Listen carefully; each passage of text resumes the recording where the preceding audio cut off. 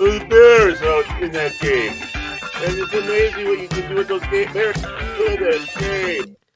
The following content contains adult language and humor that is not suitable for viewers under the age of 18. Viewer discretion is strongly there's a lot more room advised. here in the studio today. The There's views not and a opinions expressed sense during of the following tin video getting in the content are way. those of the individual and may not reflect those of others. Thank you.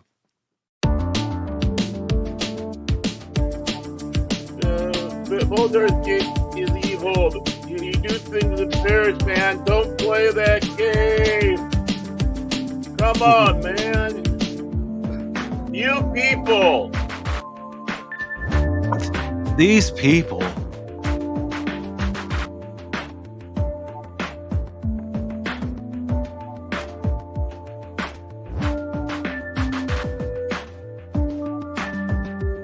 Oh my God, who the hell cares?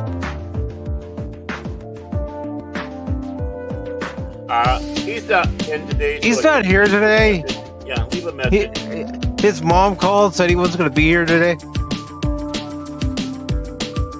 Big man knows it!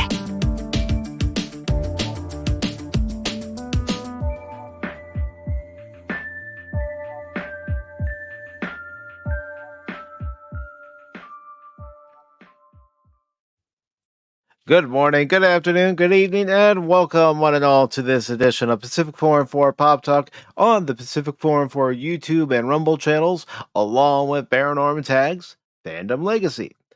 And speaking of Baron Orman Tagge, he and I are here today to talk about pushing the agenda over quality when it comes to our pop culture and entertainment, whether it's video games, movies, television shows. We are going to be talking about it. We do have 4 articles in relation to that to discuss. And we have so many other things we can bring up about this particular topic when it comes to Hollywood and those in power at these different studios, whether they're movie studios or gaming studios, pushing what the current ideology is. And not really believing what they're saying. They're pushing it for points. Look at Hasbro and Wizard of the Coast. Look at, Warhammer. 2 perfect examples recently where they're pushing things in those respective properties that really have never existed in those properties. Going into comics, making a character one sexuality or another just to fit the current narrative. Look at Paper Mario, for instance. In Japan, there's a character who isn't transgender, yet for the North American translation, the same character is now a transgender character, when the character never was before. It was never even hinted at because it wasn't a thing when the original game came out. Mm-hmm. Anything you'd like to add to that, Baron? Well, yeah, I think a lot of these people expect, they are, and I've been calling it this. I don't know if I coined the phrase for our group, but they keep on aiming this for the trendies out there. Not they act like they know everything. They're running this, and they forget that us old timers are around. So when us old timers start saying anything, out comes the insults, the phobes, all that wonderful stuff. When we're just sitting back pointing out, wait a moment, that this is not how it was. What's going on here? And bringing out logical arguments, which they have nothing to counter except to say, well, it's always been there. No. And we add a case in point. They don't want to listen. They just want to shut down with the insults. Of course, whenever they do that, you won. You won. Mm-hmm. A lot of people. I've mentioned before, other people have mentioned, they're like the pigeon knocking over the chess piece. Yep. Mm-hmm. Shitting on the board and then flying off, proclaiming victory. Yeah. I mean, that's the best they offer. They can, they'll bring up a character, and then you counter, no, this, and this. And they show that they don't know anything about the property. And what's sad is when you do have someone who does know the property, uh, especially that's working for the property, it's betrayal. It is actual 100% betrayal because they know better, but they're following along goose step with the rest of them for whatever Mhm. reason. And Because they're afraid of losing their job if they speak out against what's happening, or mhm, they are the type of person who will follow a trend. right. Oh, this is the current trendy thing. Well, then I'm gonna follow it. Yeah, and let's face it, it's always the trendy thing, and trying to follow the trends have always been there. But back in some of the days, especially when this stuff wasn't cool, and God, I wish this wasn't cool anymore. I wish it wasn't. F you, a Big Bang Theory. Um, I would love, you know, to get that. I can't wait for the trendies to find the next thing to go to for the next 5 years or 6 years or whatever it is. And maybe get some sanity back into this because, of course, wherever trendies go, the properties get destroyed. Very true. But before we get into any of these articles, any part of this discussion fully, I do want to remind folks and take a moment to remember for ourselves that this weekend and tomorrow is Memorial Day, a day where we take the time to remember those who have paid the ultimate sacrifice in defense of our country.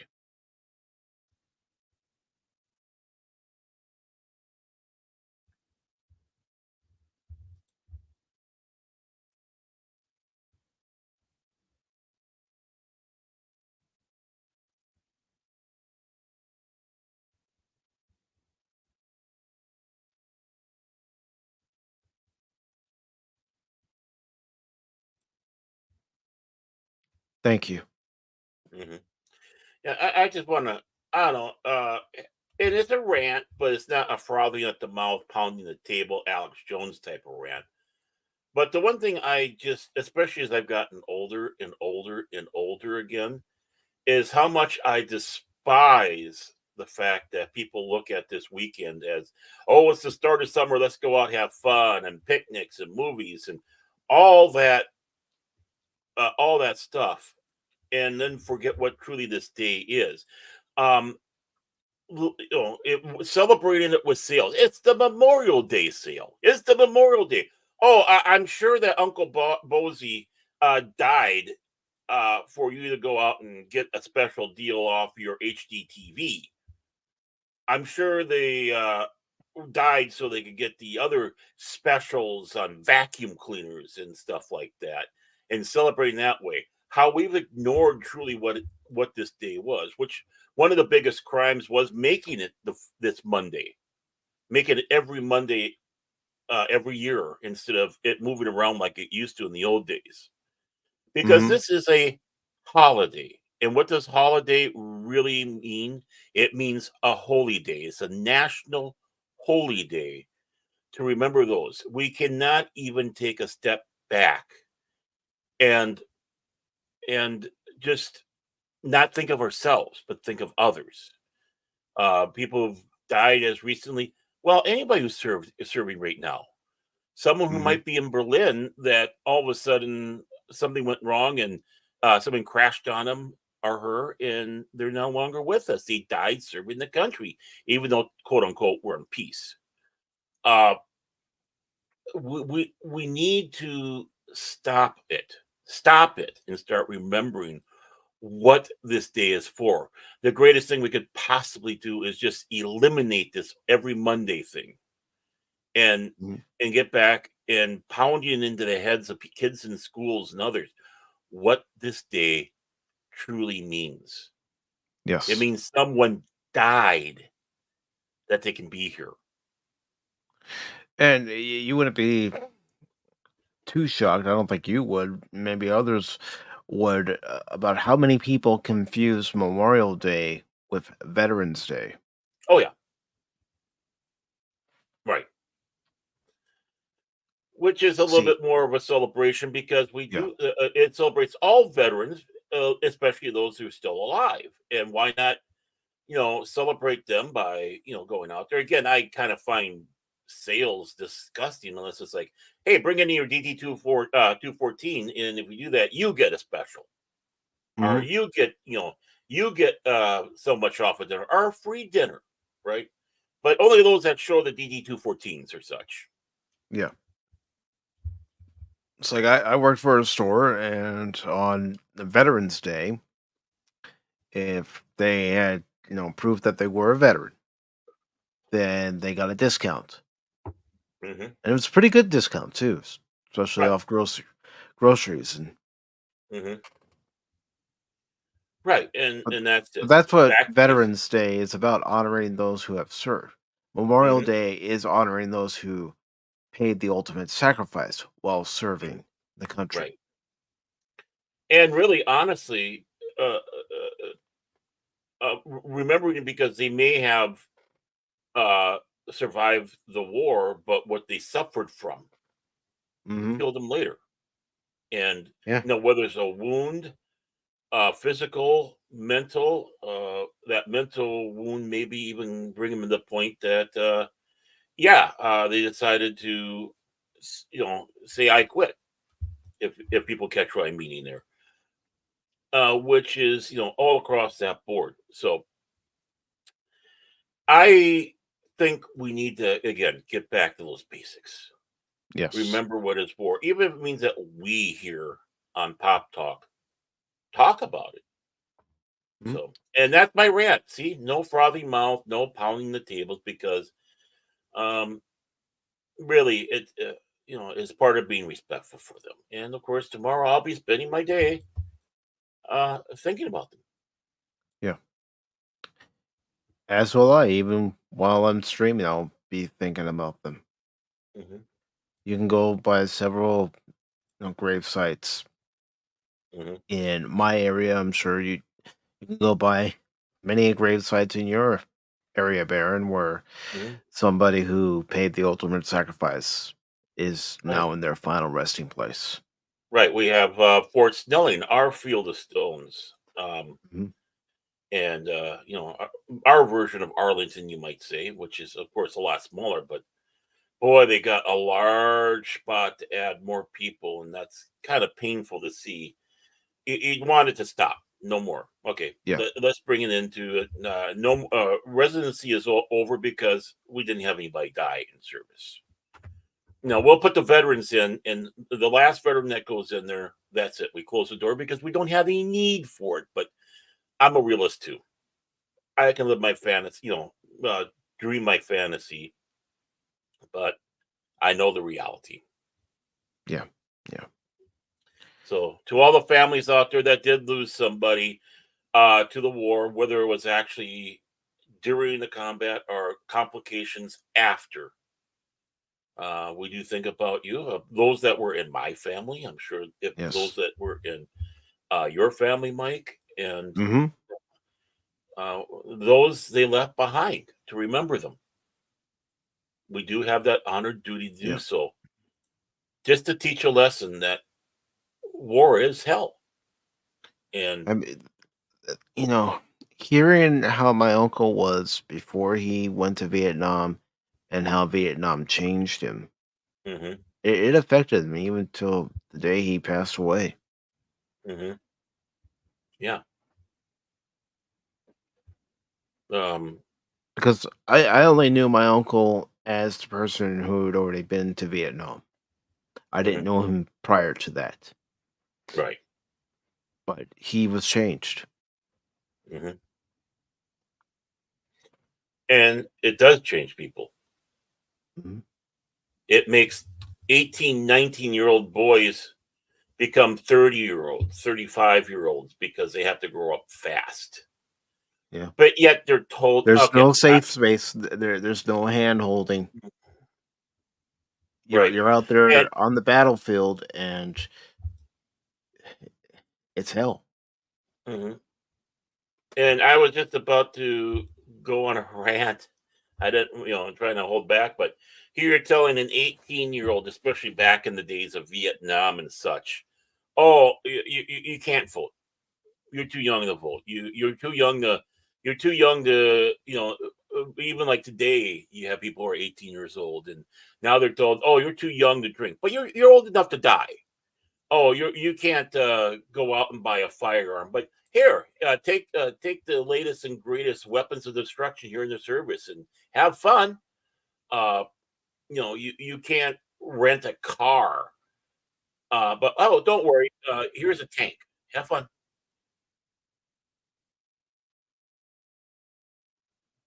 I Yeah, mean, we say you're not old enough to do this, you're not responsible to do this, yet they're responsible enough to be trained hmm how to perform in the military, how to use military equipment, hmm and then in some cases they're trained to know that they may not come back. right, exactly. Hey, we got this mission. It's very vital. You're not going to come back. Have fun. I mean, let that sink in. Think about hmm the men who went to war during World War II when they were told, "You're not coming back from this mission." Right. Or even just D-Day. Mm-hmm. Yeah, And those were the because days that you had people lying about their age to get in. So you had mm-hmm. 14-year-olds and 15-year-olds serving. Yeah, because they wanted to protect the country.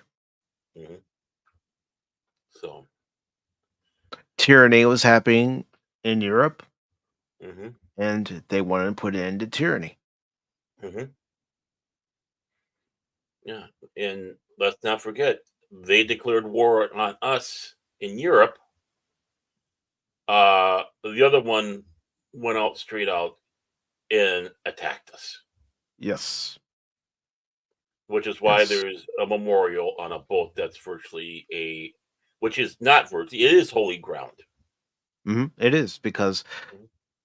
the sailors who are on board the Arizona that morning on December 7th, 1941, are still there. Right. And the last one has joined them now. Mm-hmm. So please, amongst this weekend, especially tomorrow, please. Uh this is somber. This is a happy Memorial Day. No, this is a somber and rememberful Memorial Day. Reflect on that. Mm-hmm. Go beyond yourself and think of all that. And uh, you know, just be respectful that day. Just be respectful. Mm-hmm. Don't think of it as the day to get some a 50% off or 25% off something, or I'm pulling out the grill and woohoo, it's the start of summer. You know what? You can start Hey, that next. I bought this new car, a great deal for the hmm Memorial Day sale. hmm I'm Yeah, not gonna, uh, come on here and act like I don't look for special deals during a holiday weekend. This hmm one included. I do, but try to take time to remember why it's happening. right. I mean, oh yeah, a lot of the other holidays, yeah, okay, fine, no problem. But this one is different, Yeah. and that's all I got to say, ladies and gentlemen out there. All I'm gonna say is I'm gonna show the schedule that I posted last night. Ooh, I, I try to put a message in each and every schedule, and you can see the one I put in for this week's schedule.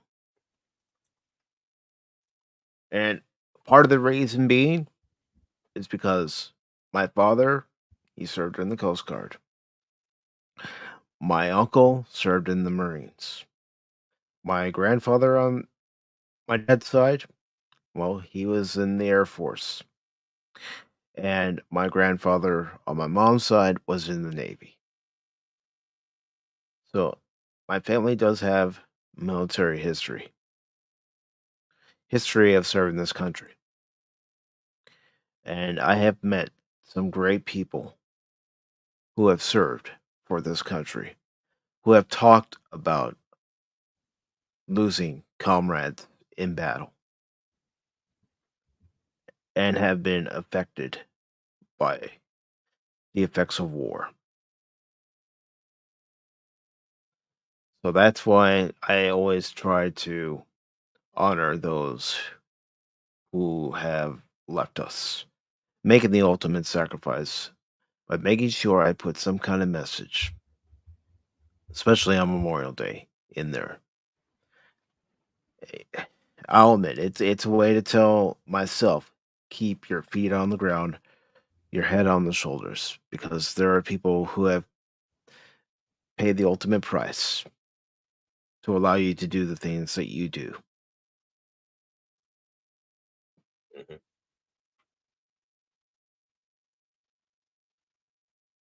So, to And- all who have lost family, friends,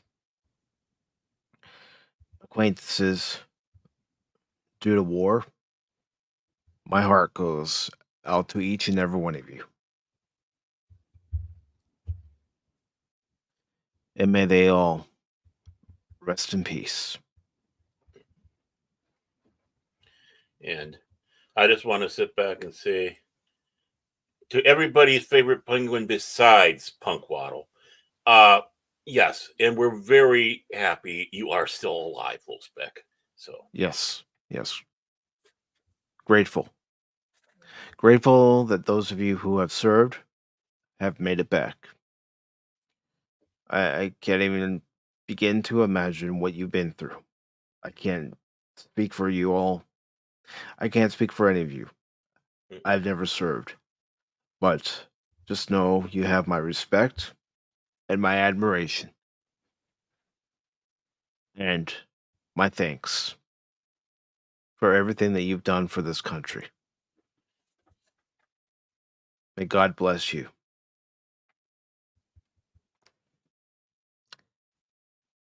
Now, can't promise Baron and I aren't going to get into a rant about some of these articles. We that's might, what you're for. but then again, we might not. You never know. Hmm. Yeah. You never know. We might surprise you all and go, that's not really worth getting worked up about. But we have 3 out of the 4 articles we'll be talking about today. And of course, we'll be mentioning a few other things as we talk about these articles. And the 3 articles do come from Bounding in the excuse me, Bounding into Comics. And the first one that we are going to talk about is this one right here.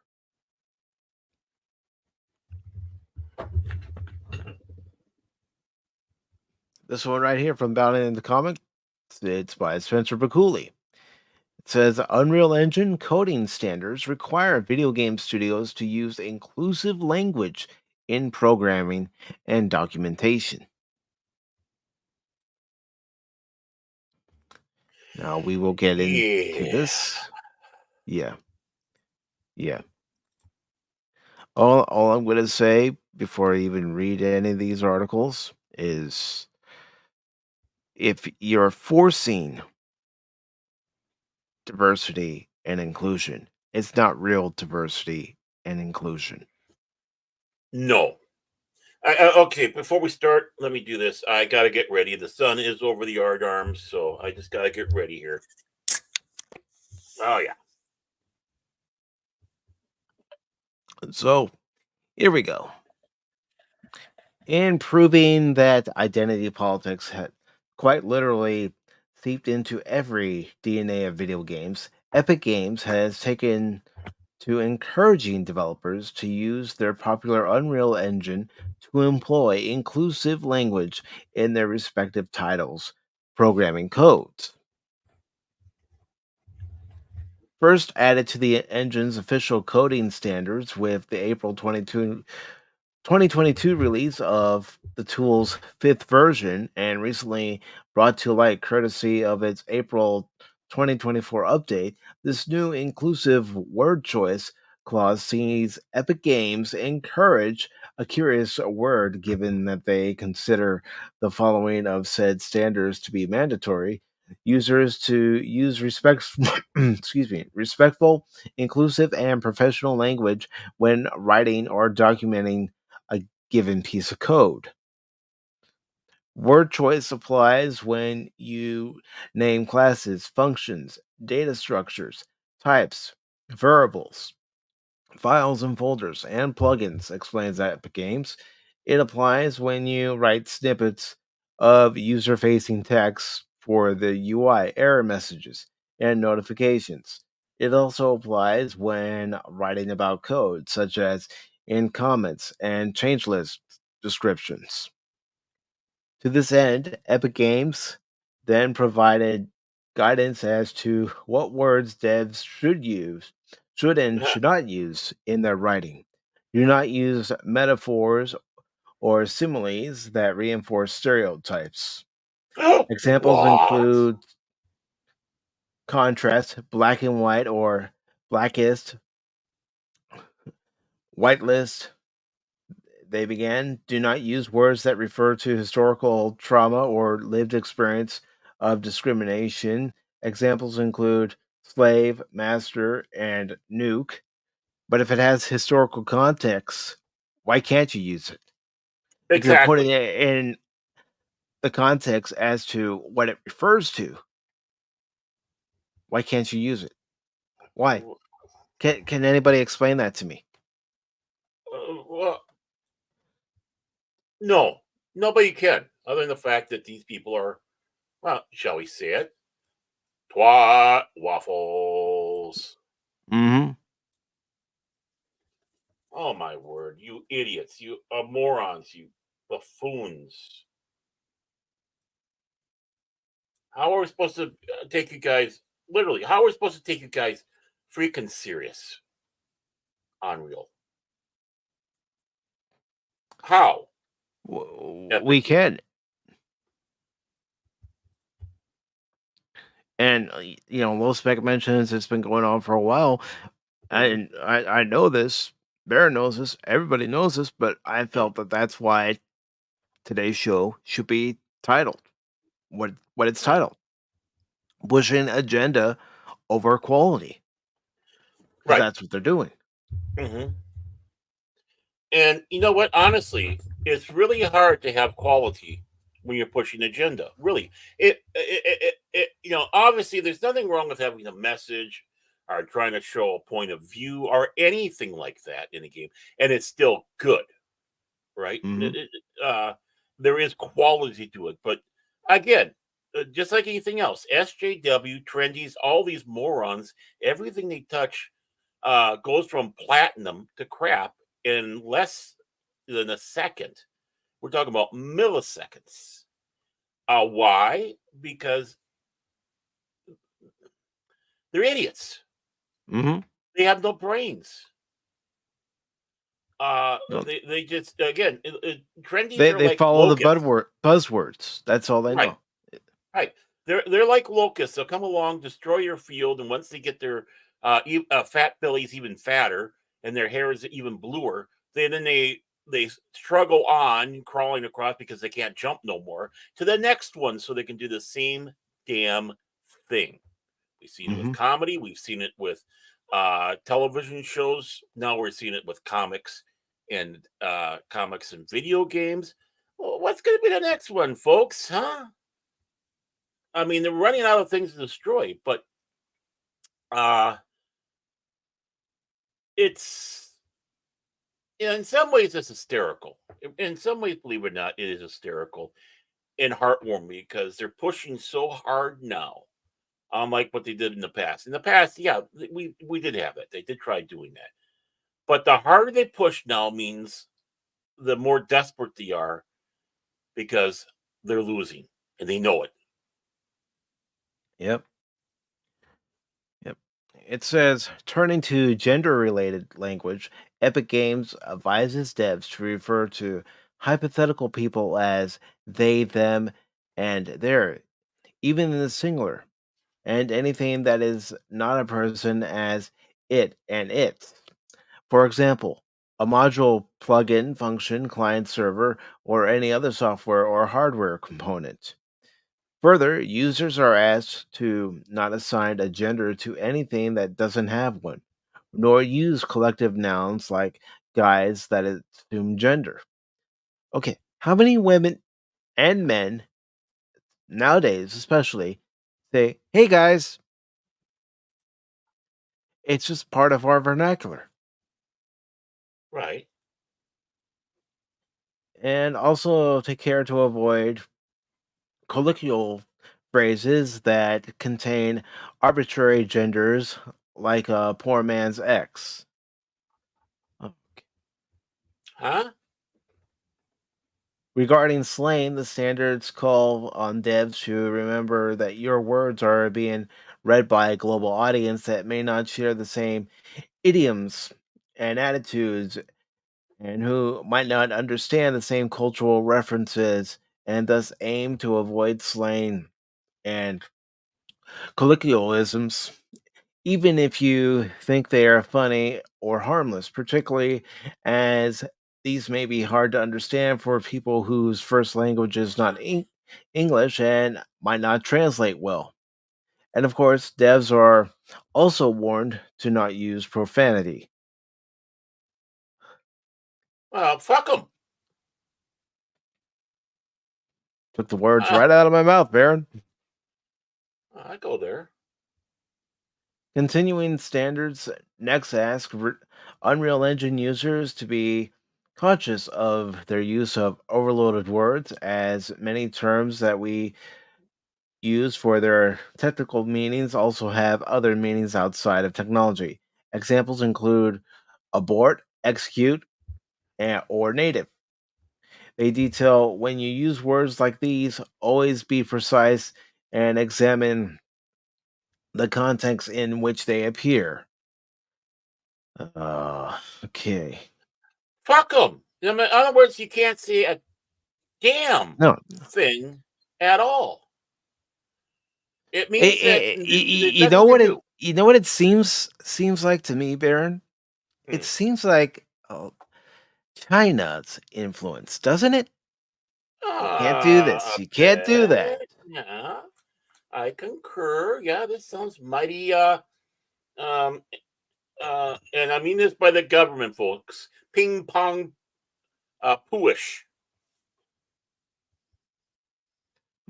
Yeah, I know. Uh It just seems like what you hear out of communist China. The oh, leadership, you not the people. I want to mhm. clarify that. The leadership.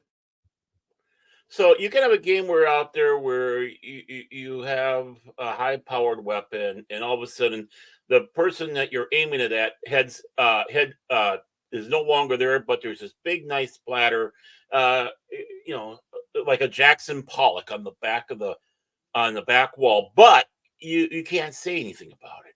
hmm You can't reference it. Way to go, So morons! you can't even have a character in a game that sees that the mission is lost and yells out to the whole squad, "Abort! Abort!" Right, right. It says finally, the inclusive word choice clause closes out with a list of some terminology that Epic Games believes should be replaced with better alternatives. Said terminology includes the terms blacklist, alternatives listed include deny list, block list, exclude list, avoid list, unapproved list, forbidden list, and permission list.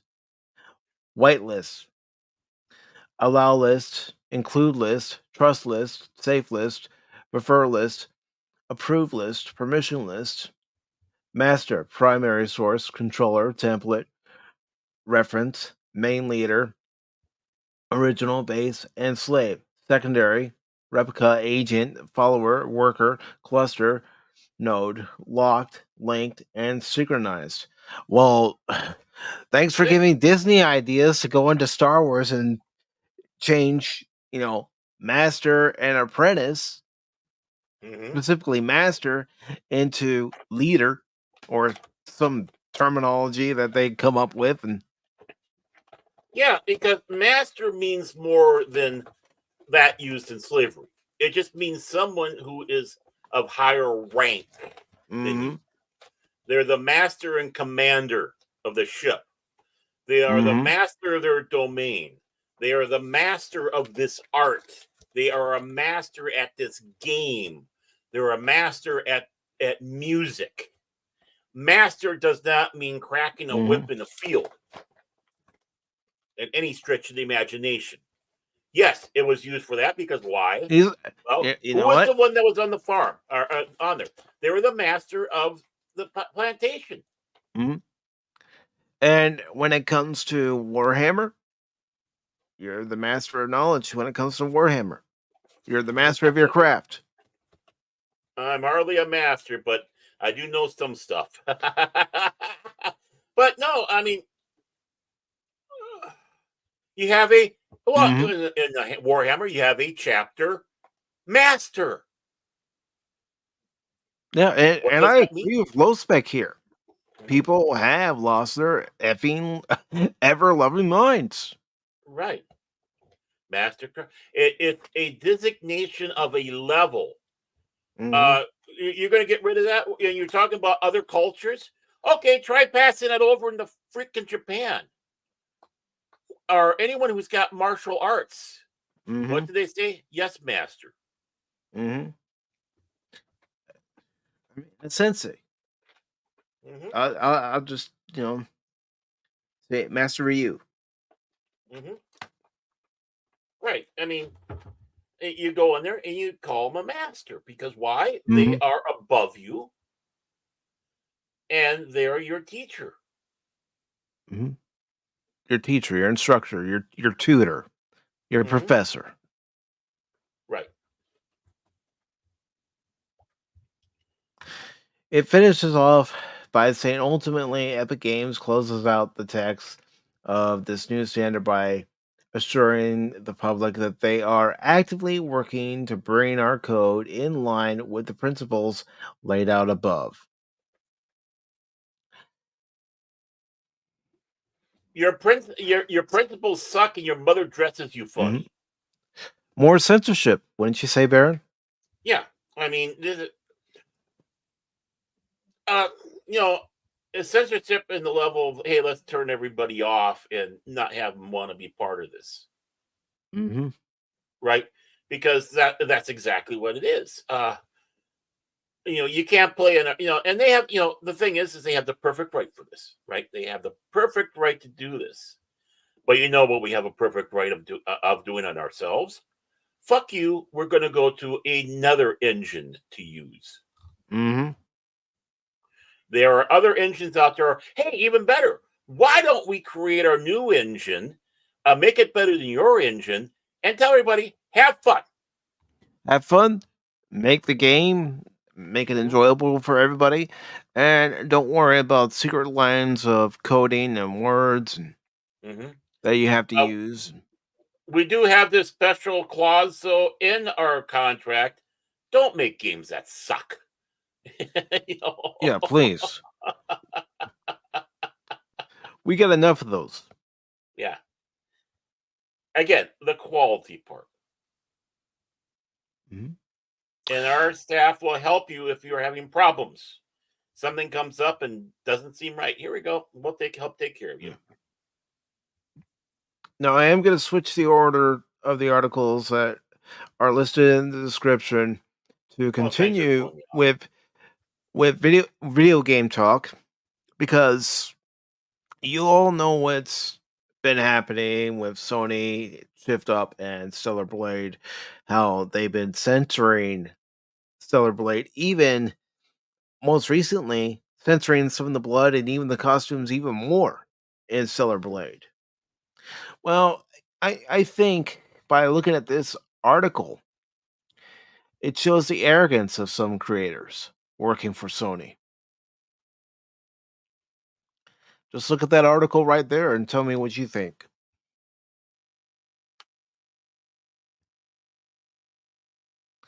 And let me just get it posted over to YouTube and Rumble. So, where a company like Shift Up is told they need to censor their game, looks Mhm. like Neil Druckmann is boasting about PlayStation parent company Sony allowing Naughty Dog creative freedom. Well, let's see what this is all about. I smell a red herring. I'm sorry.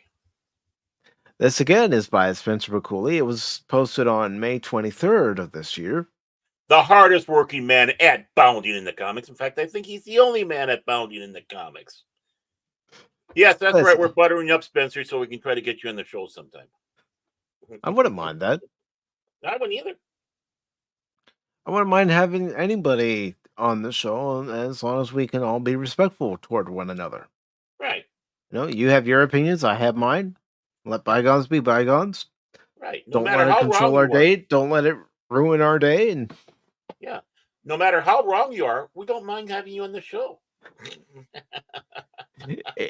and further dispersing any doubt that the Western video game industry has a chip on their shoulder. No shit.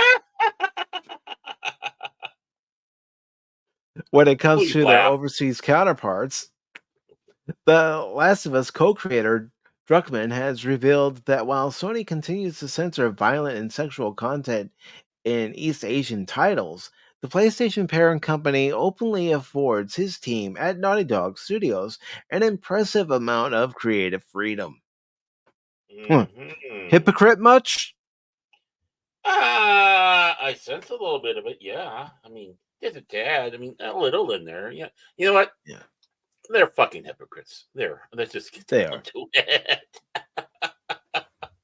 The Naughty Dog studio head provided his unintended insight into the blatant double standards held by Sony's leadership while speaking to the company itself regarding the evolution of storytelling across mediums. Oh, so they're into psychics. Okay, cool. Apparently, Hmm. asked by the entertainment conglomerate for his opinion on how can Sony advance interactive, immersive entertainment and storytelling with its diverse capabilities, Druckmann asserted that there are two key areas for advancing interactive and immersive entertainment. Firstly, boosting hardware capabilities is essential. Just get a PC. Ow. It not only supports high fidelity, complex games, but also simplifies the development of simpler ones by reducing the need for extensive code optimization. Oh, in other words, you just want to be lazy about it. Yeah. Instead of seeing what the hardware you're developing this game for is capable of and trying to work around it. So that a game where you're looking at and you're saying, well, this game's not going to perform too well because we don't have the RAM power, for instance, that we would need to run this game on this console. Why not try to work around it and develop a game that can hide the deficiencies of the system Hmm. because you found a way to work with what you got? I don't know. I could have explained that a little better, but Mm. There. secondly, Yeah. secondly, the development of sophisticated tools is crucial. These tools increase our efficiency, enabling us to achieve more with less. Expanding on his thoughts, Druckmann, for instance, at Naughty Dog, were using a proprietary engine that automates environmental design using predefined rules, allowing the software to create landscapes automatically. If we could do motion capture without any markers, it could revolutionize performance capture in gaming and more, lowering barriers for creators and reducing reliance on large budgets, letting creativity lead. To this end, finding himself with one additional point to make on the topic, the Uncharted 4, A Thief's End co writer then noted that one important aspect not directly linked to production or Sony Interactive Entertainment's technology is the creative freedom that the company provides. Yeah, it only Yeah. for certain developers. That's all. If you're not Naughty Dog, then guess what? You don't get to have, this character be uncensored, this Hmm. game be uncensored. If you're not Santa Monica Studios, then you can't have this storyline of your character being LGBTQ plus or, this, that, and the other. Oh, my rant's gonna go. My rant's gonna combine the previous story in this. Yeah. You have to That's take risks. Go ahead, Baron. all I gotta say. But continue on, please. Get my blood You pressure have going. Continue on. you have to take risks to find new ideas that connect with audiences. Even though Uncharted was a chart topping success, it was more important for our studio to innovate again with a new franchise like The Last of Us, he said. Many companies would insist on sticking to profitable franchises, but SIE's culture and philosophy empower us to pursue new ideas, depending on who you are, Neil. Hmm. Even in the video game industry, there's the haves and have nots. Hmm. Closing out his answer, Druckmann ultimately declared art requires risk. You can't engineer perfectly and predict how successful it'll be. I'm incredibly thankful that SIE trusts us to leverage our past successes to explore brand new creative adventures or avenues, sorry. And then Spencer says here, frustratingly, though, Sony apparently allows Naughty Dog to pursue their creative visions. They do not allow Japanese developers to do the same grace. Hmm. As evidenced by the removal of sexual imagery from an art book included in the physical release of Tsukumi. Tsukumi. I'm sorry, I butchered it last week. I'm doing it again, not on purpose, though. A piece of Bluegrass Moon. The blacking out of Naruto and Sasuke's severed arms in Naruto Ultimate Ninja Storm 4 and censoring Stellar Blade's combat viscera, it is not unlikely for a Japanese title to find themselves drawing the censorious attentions of Sony for even the slightest of violent or sexual content. Yeah, but a game like Stellar Blade, that's rated M. That's for mature audiences. You think Hmm. that a game for mature audiences would be more geared for an adult. It would have little bit more violence than your teen rated game. And, Graphically so. sexual content, your character's gonna maybe be dressed a little bit more risque. Or dare I even say boobies? Yep. Like the You first look at God of War. The first God of War. That wouldn't be made today because there's a scene where Kratos has sex with a woman. well, yeah. Well, which one of the Skyrim type games, the Elder Scrolls sagas? Again, that where there's hanging and a banging, and let's not forget Cyberpunk 2077. Not only do they have that, you can design your own junk or your own boobs or both on your character. Mm-hmm. Meanwhile, The Last of Us 2 was allowed by Sony to include not only excessive levels of highly detailed gore, but also a full on graphic sex scene, no questions asked. Double standards. Hmm. Ultimately, while it is a welcome state of affairs that Naughty Dog has afforded such freedom in their creative endeavors, as all studios should be. The fact that the same cannot be said of the various Japanese developers seeking to publish their titles on a Sony console is nothing short of hypocritical. Yeah, that's what we were saying. Well, when I get into my rant, I'm going to say it's even worse than that. But continue on. As of writing, Druckmann is currently at work on his next title, a title he claims could redefine mainstream perceptions of gaming. It's probably going to have messaging and, you know, call any of us who play games is Obsziaty, that same old bag. Mm-hmm. Okay. Well, here it is, and I'm tying the other article in as well And because they were talking about about the coding in there and about not using colloquialism, slang, stuff like that. People might not understand from other cultures and such. This thing that we have here with Sony, especially a company that is Japanese, right? I understand that this is the American branch of it. yes. This is racist.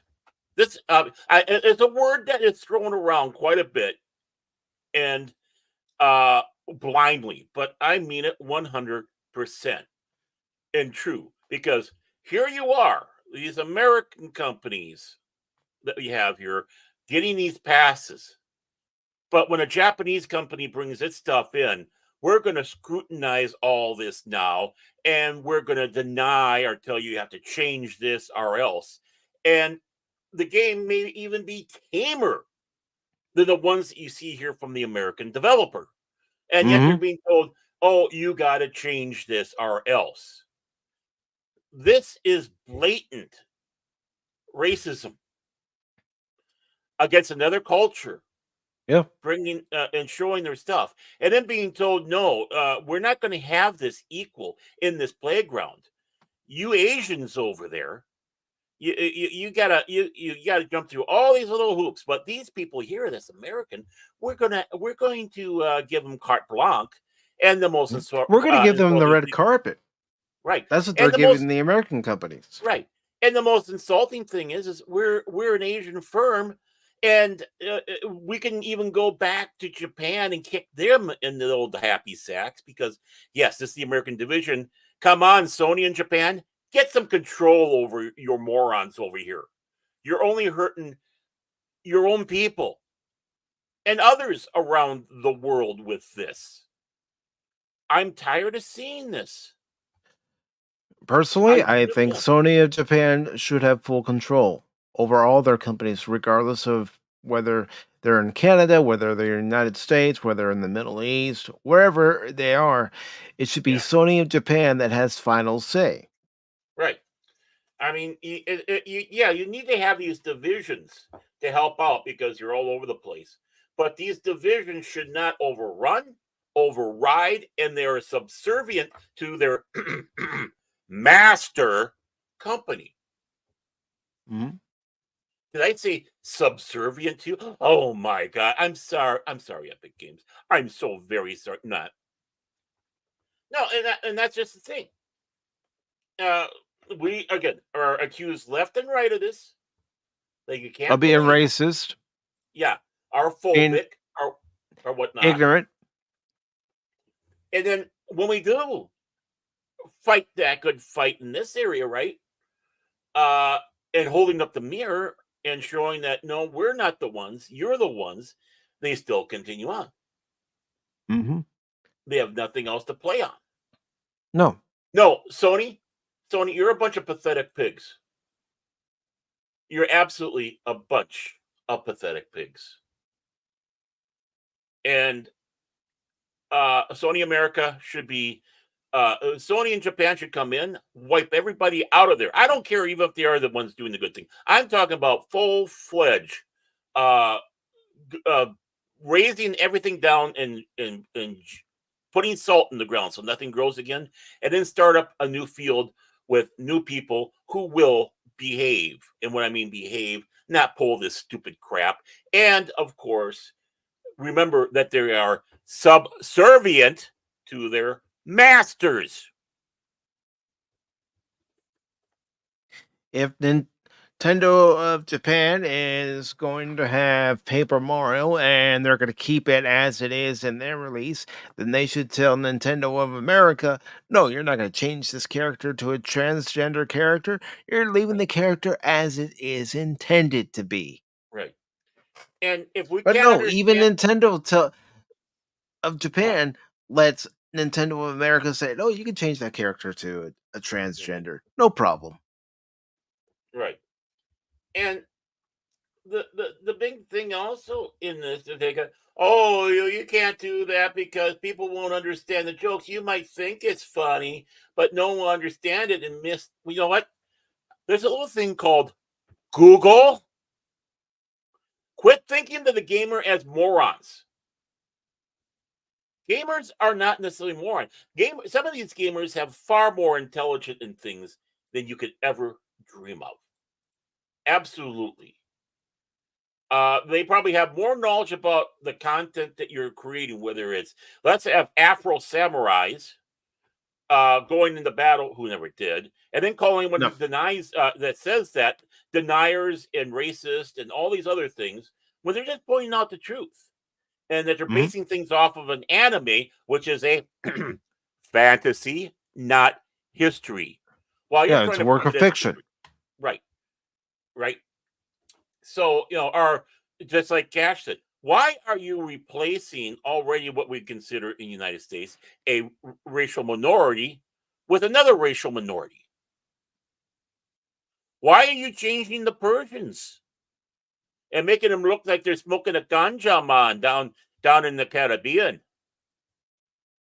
Right? And of course, what happens? Then the attack begins again. Mhm. It's like, no, we're defending their culture, their folklores, their stories, their area. We don't Well, we're want not that like the polluted. ones who come out there and say, "I'm your ally. I will speak for you." No, we're Yeah, speaking with them because there are people of different nationalities, different creeds who are mhm, speaking out against this. But guess what? Their voices aren't heard. right. Why? Because it's a minority Hmm. that these companies are listening to. They're bending the knee for. It's a minority that's going out and hurting minorities. Mm-hmm.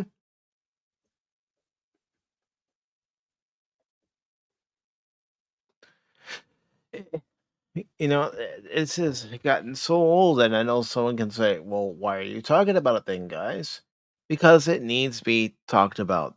It needs to be brought to the attention of anyone who isn't aware of what's going on. Right. And one thing, how many people out there actually are hitting this point instead of saying, I'm offended you changed these things because of blah, blah, blah, to this is why we're offended.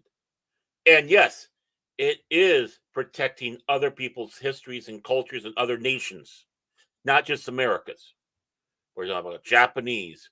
We're talking about Asian, uh, uh, Middle East, European. It doesn't matter. Even African. We don't want these things changed and sanitized over to pseudo Americanism. We want their cultures all left alone. Doesn't mean you can't have do stories where people interact and such. If you want to do something like that, make your freaking fantasy world. Call it Rainbow Farts and Unicorn Land. Or even have a serious one where you do have these cultures interacting in a fantasy world. And it's serious, and you do a good story of why they do. Or what about, when they do a documentary about something that actually did happen, but to protect the innocent, the names have been changed? Right.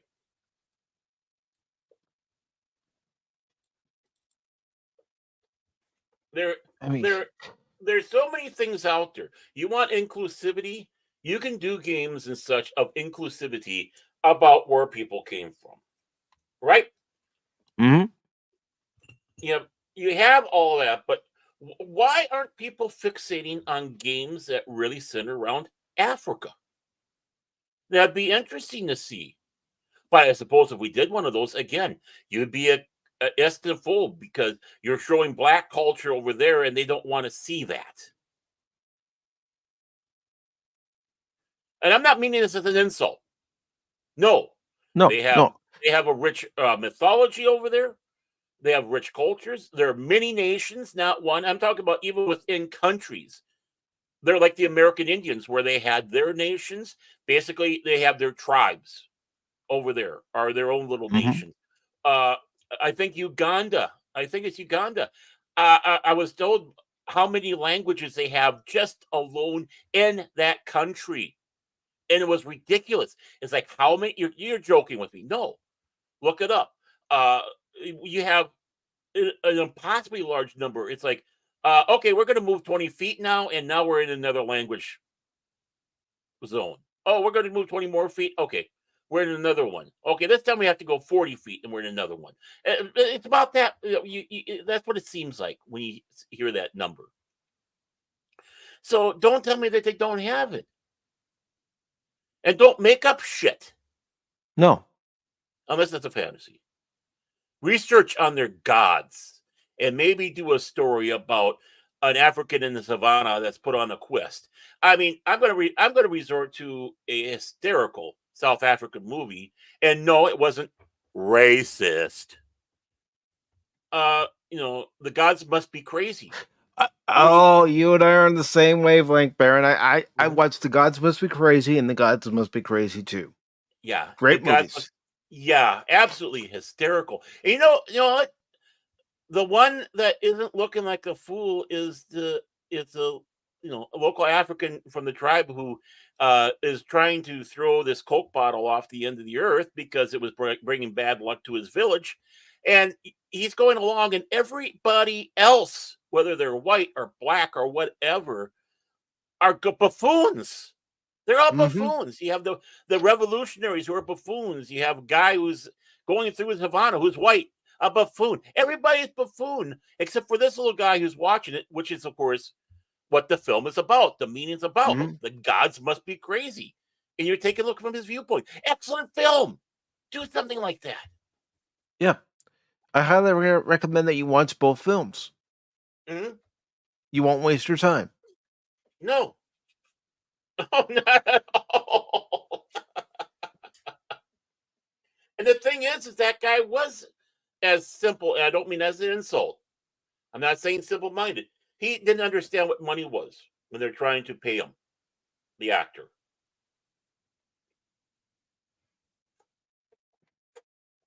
They had to try to explain what this was all about. Hmm. But, he just did it because he wanted to do it. Nothing wrong with that. Hmm.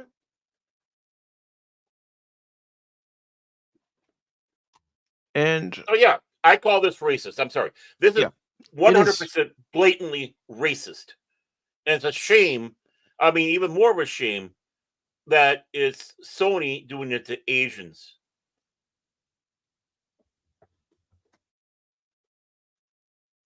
It's not necessary.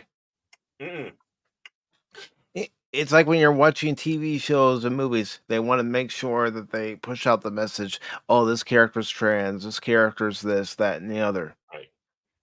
You can Hmm. still have those qualities in that character, but make the character more believable, make the character more compelling, make it the character a type of character that we actually care about, and we don't figure it out that they're this sexuality or that sexuality. Because honestly, their sexuality doesn't matter. Does it, Barrett? No, the only time is if it's matter is if it's specifically that way, like the casual full and the casual full two are the birdcage because that was specifically about sexuality. Hmm. You knew that from walking in. It's not taking something that's already established, or even a realm that it's not even important. It's not part of it, and then pushing it in there. Why do we now all of a sudden need to start changing these characters? And I'm going to try doing a little segue here, like the Green Lantern. And look how well that turned out. Let's make the original Green Lantern gay. Then watch the band fest happen, me included. Yeah, And all it Well, took was an eye roll. introducing two characters that a lot of people did an eye roll for, Snowflake and Safe Space. Oh yeah, they lasted long, didn't they? Mm-hmm. And you mentioned the original Green Lantern making characters one sexuality when they never were. It was never even mentioned. It was never even depicted that they were. But to make sure that you fit a check mark, you're Mhm. making them that way. I'm going to make it that he has even more of a secret. And in the 1940s, that brutal regime era there, that horrible one where, you even sit back and said that you might be attracted to another same sex and all that. They took you out and hung you. And I'm going to put that secret alongside the fact that he's Green Lantern and that will fulfill my fantasy. It's going to make it easier for me to pull my pad when I go to the bathroom next time. It's just gotten beyond ridiculous. Right. It's supposed to be an escape, whether it's a movie, comic, book, TV Mhm. show, video game. It's supposed to be an escape. And they keep doubling down, tripling down. Right. Instead of giving us quality stories, quality characters who are revolving around this story. Right. And again, it heartens me. It really does because why? They're double, tripling down as fanatical as they are, as wild as they are, without without abandonment. They're just rushing in there and pushing hard. Means that they know they're losing and they're desperate. These people are Mhm. desperate because again, why the desperate? I say that well when we go to one of the next stories, which I kind of alluded to, we'll find out why. Yeah, Amongst others, yeah, where they're sitting right now. yeah, because there are people who still say that the original Star Wars films were racist and misogynist. But George Right. Lucas rejects that accusation, and I don't blame him. Well, I thank God he's really coming at the bat this time and swinging it because I think he just got freaking. You know what? I think Anna Carnesian or whatever the heck her name or what's the resting bitch face's name again that's doing the acolyte? Because they're Leslie so Headland. Leslie Leslie Headland. Headland, yeah, Leslie Headland, who probably never gave any headland in her life. Uh, when she, as they said back, oh, how respectful she is to the lore and George Lucas was only going out there and bashing him. And now they Hmm. got this Acolyte series where they're sitting back saying, hey, see, we're going back to the prequel era, people. We're going back to that old republic, except it's a high republic. So grab your weed and get ready. Grab some LSD because you're going to need it to even try to understand this show. And We're friends now, right? We're friends. We can be friends. We're going back to this era, an era that you loved. Yeah, like us, like us. Come on, right. like us. Be our I, puppet. I think, I haven't read this story, so I don't know. I don't know. We'll find out, but I'm just going to hedge a bet on this. George is finally fucking fed up, especially with his Headland, uh, going out there being praised about how much he knows about Star Wars, and then trashing Lucas himself, and Hmm. constantly bashing Lucas. Yep. This article by Spencer Bakuli was posted yesterday on the official Orthodox Star Wars Day. Yay! And it says George Lucas rejects accusations that the original Star Wars films were racist and misogynist. The is all people are equal. The Empire didn't care if you're a human, alien, droid, whatever. They wanted to make sure you were all under their thumb. hmm But particularly the Xenos, the aliens, the Sophets out there, they didn't like. They felt themselves higher than them. Mhm. In delivering a massive blow to one of the most prominent yet false narratives to ever surround a piece of media, which is something that you see. Again, it relates to today's show. Star Wars creator George Lucas has flat out rejected the idea that the franchise was a bastion of racism, misogyny prior to it being sold to Disney. No, it wasn't. People of all backgrounds, creeds, were entranced by Star Wars. They grabbed onto Star Wars. They loved Star Wars. Oh yeah. Just ask Keith The over at esteemed Pop film. Culture Minefield. Mm-hmm. The esteemed filmmaker pushed back against this accusation as regularly touted by sequel trilogy fans. Really? There's such a thing? They're very far and few between. Again, mostly normies. And even the Acolyte star Jodie Smith Turner, in defense of Disney's continued attempts to performatively diversify the galaxy far, far away, while speaking to attendees of the 2024 Cannes Film Festival following his reception of an honorary version of the event's directorial highest award, the Palme d'Or. I don't know if I Oh, by the said way, I that said right. that wrong. Yeah, I said that wrong. By the way, I meant to say trendies. There, sorry. Reflecting on the claims that the first 6 Star Wars films were somehow not diverse, as per a recap of his appearance provided by Variety's Elise Schaefer, Lucas asserted they would say it's all white men. Most of the people are aliens. He's right. He's right. He created the universe. He should know. There is a reason why the cantina scene was so impactful when we first saw it. It was never done like that before.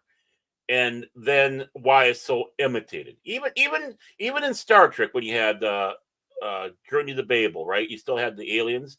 Still was Mm-hmm. not as impactful as that cantina scene. And it Yet copied and aliens of copied and copied. all different types. Mm-hmm. They're in the cantina. Mm-hmm.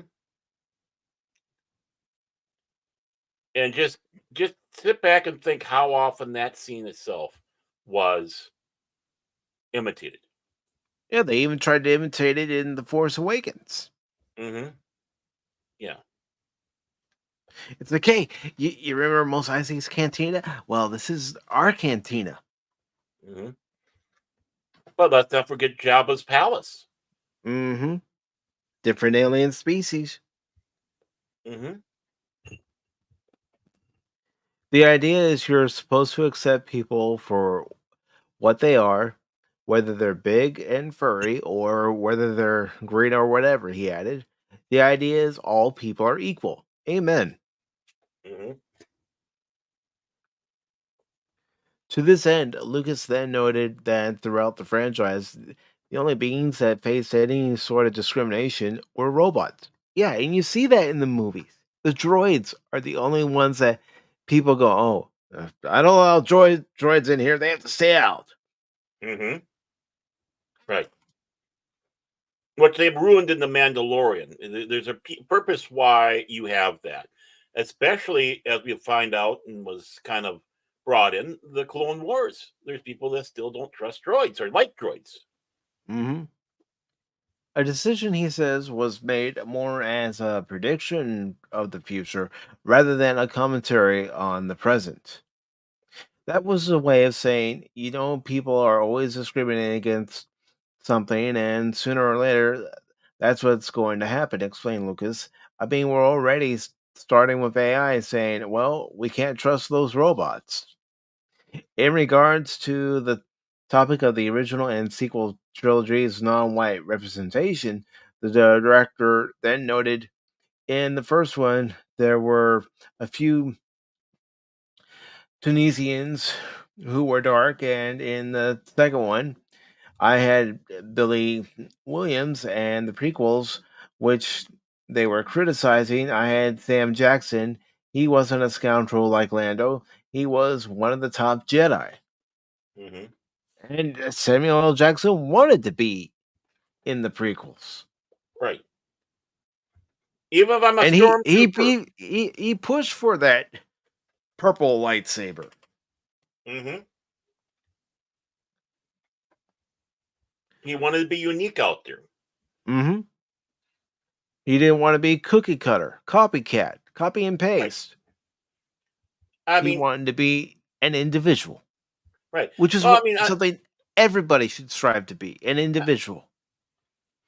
I mean, his desire was, I don't care if I'm seen or not because I'm wearing a helmet. At least I know I was in Star Wars.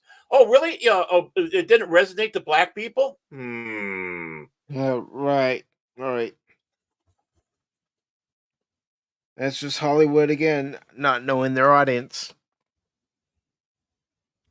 Next, moving to address the criticisms that his original 6 films were somehow misogynistic in their portrayal of their female characters. uh, seriously? Yeah. Seriously, that's what you think? You don't think when Han, Luke, Leia, and Chewie are trying to escape the Death Star that Leia's just gonna stand there and go, "Oh, geez, you three men, you need to protect me because I'm a fragile flower of a woman. I can't protect myself." Bullshit. Yeah. The one who took over control during the escape. Yeah, she took the stormtrooper blaster and started blasting. Yeah, she blasted a hole and said, into the chute, fly boy. I mean, if there's anyone that's gonna Rambo it, it's gonna be Leia. Mhm. I had to throw that in there. Mm. But she's the one that saved their butts. While Mhm. they're focusing on just blasting their way out, yeah, she knew there was another way. I mean, it was still perilous, but they still got away. Yeah. And let's not forget, she was one of the main generals for the rebels. Hmm. A Even lot though of she had the title, responsibility. yeah, even though she had a title of princess, which I think was an insult that Jar Jar did. I'm not a princess no more. I'm a general. You know that a princess has more power than a general, right? Hmm. Well, Princess Jar doesn't mean Jar that she Abrams can't. doesn't realize that.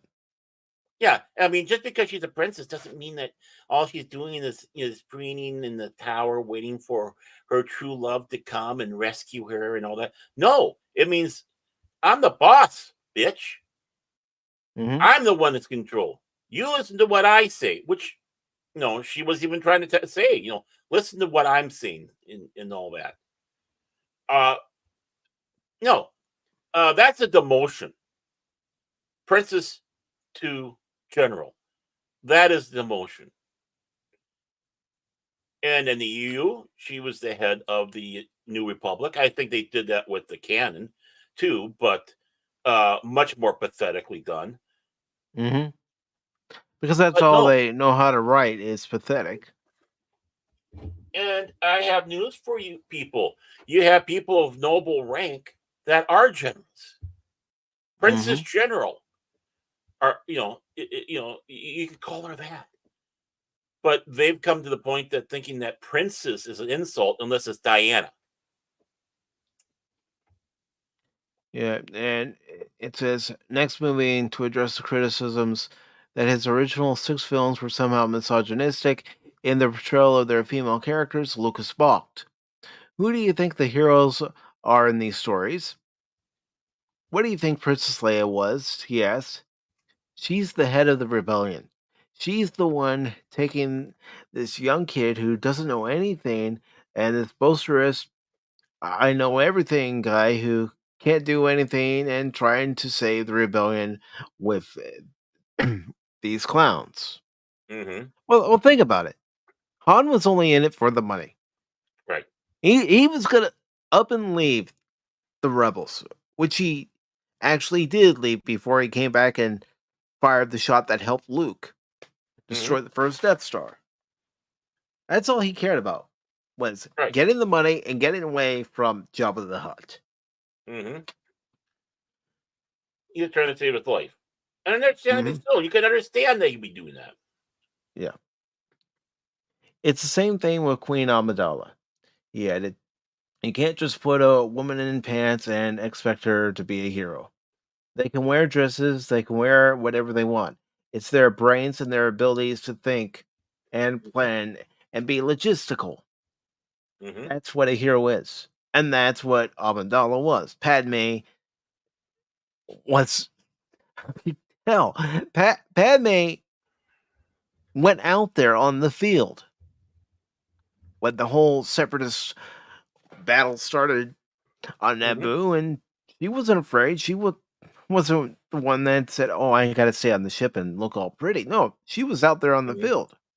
It was her body double who was dressed up as Queen Amidala, and then she speaks up to the Gungan saying, "I'm Queen Amidala."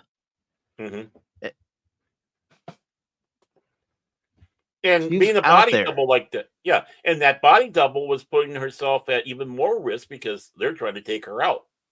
which happens in Attack of the Clones. Spoiler, but you know that movie came out in 2002. If you haven't seen it by now, well, Yeah. I failed. ultimately, No, you didn't. You know. no. Ultimately, whether or not Lucas Insight will do anything to stop activists, it probably won't, because the activists will keep trying to change the goalpost over and over again. We've seen that for the past several years. Right. Here's the facts. I don't care about facts. I want my feelings. Mm-hmm. You want me to repeat what I said the other night? Go ahead. Fuck your feelings. Yeah, there we go. That warms Fuck my your heart. feelings. Respect facts. And the creator, especially when he's setting you right. Especially when he's still with us and he can still say, "Nope, you're wrong." Right. Ultimately, whether or not Lucas Insight will do anything to stop activists from attempting to rewrite the history of his own work remains to be seen.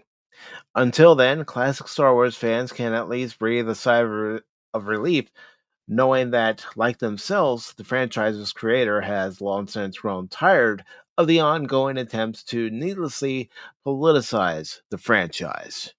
And James has a statement to make. Okay. When the money is free, you are the product. End statement.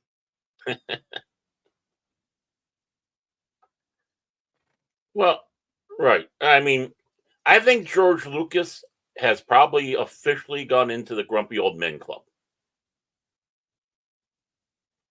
And that's good. Mm-hmm. I wish he would have spoke up even louder before, but he did.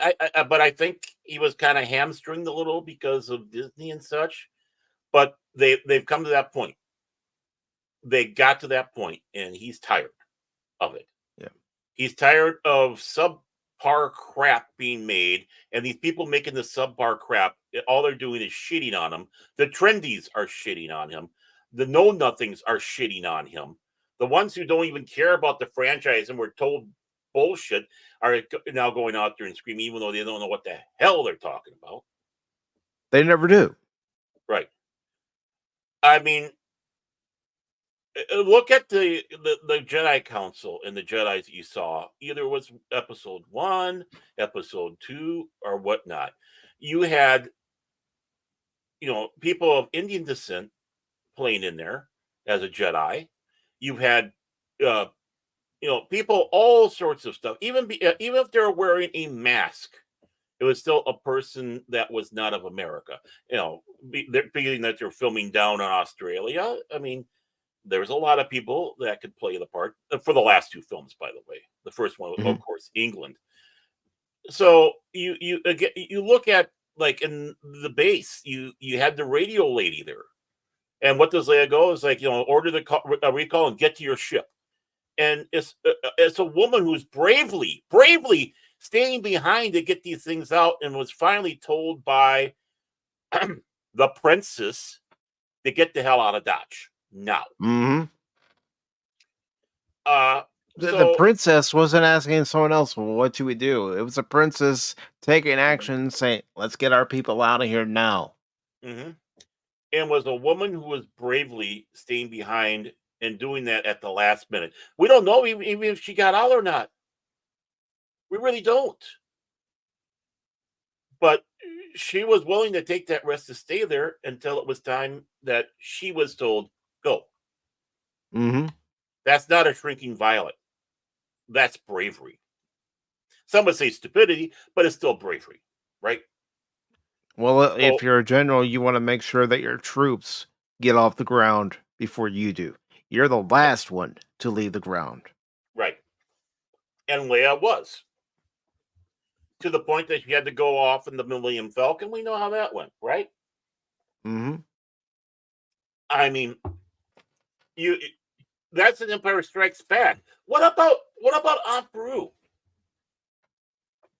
Not only was she strong, but she was also the heart of the Mm-hmm. Owen, of the Lars family there, right? Mm-hmm. You wouldn't think much. Oh, she gets a Mother's Day now. She's one of them. Well, this is a farmstead, and she's trying to keep Owen Lars in line, and she's trying to be encouraging to Luke. She's a mother, even though that is not no, even though she's not the mother, she's the step aunt. Mm-hmm. While you have, of course, Owen there being the step uncle, who was also mean well, but in his own way, because of as we go along with the saga, we know what was all troubling them. So there's a strong woman. There is nothing shrieking violet. She was willing to stand up and confront her husband. That's strength. Mm-hmm. It's just not the strength that they want. It's like they want everyone to be Xena warrior princess or even more going out there and and Well, they battling had down evil Xena men. Warrior Princess in a way when they had Gina Carano on The Mandalorian. Yeah. That's Cara Dune. Yeah, there we go. Even though it's not a Lucas one, but you had a very strong woman, but she said something we don't like, so now we're going to demonize her. Isn't that a bit sexist, misogynist? Mm-hmm. Because it was coming from both sides. It was coming from the women and the men. And you women out there are so pathetic for attacking her. Pathetic. You know, so I mean, Lucas did a lot and approved a lot in there, and people that were centered around with the EU that he approved of. Timothy Zahn bringing Winter in, the handmaiden of Leia, who in and by herself wasn't a shrinking violet either. I sit back and say, I don't want to see women stormtroopers as such. Oh, yeah, you're misogynist. Yeah, to a point I am for the story, because that's the point.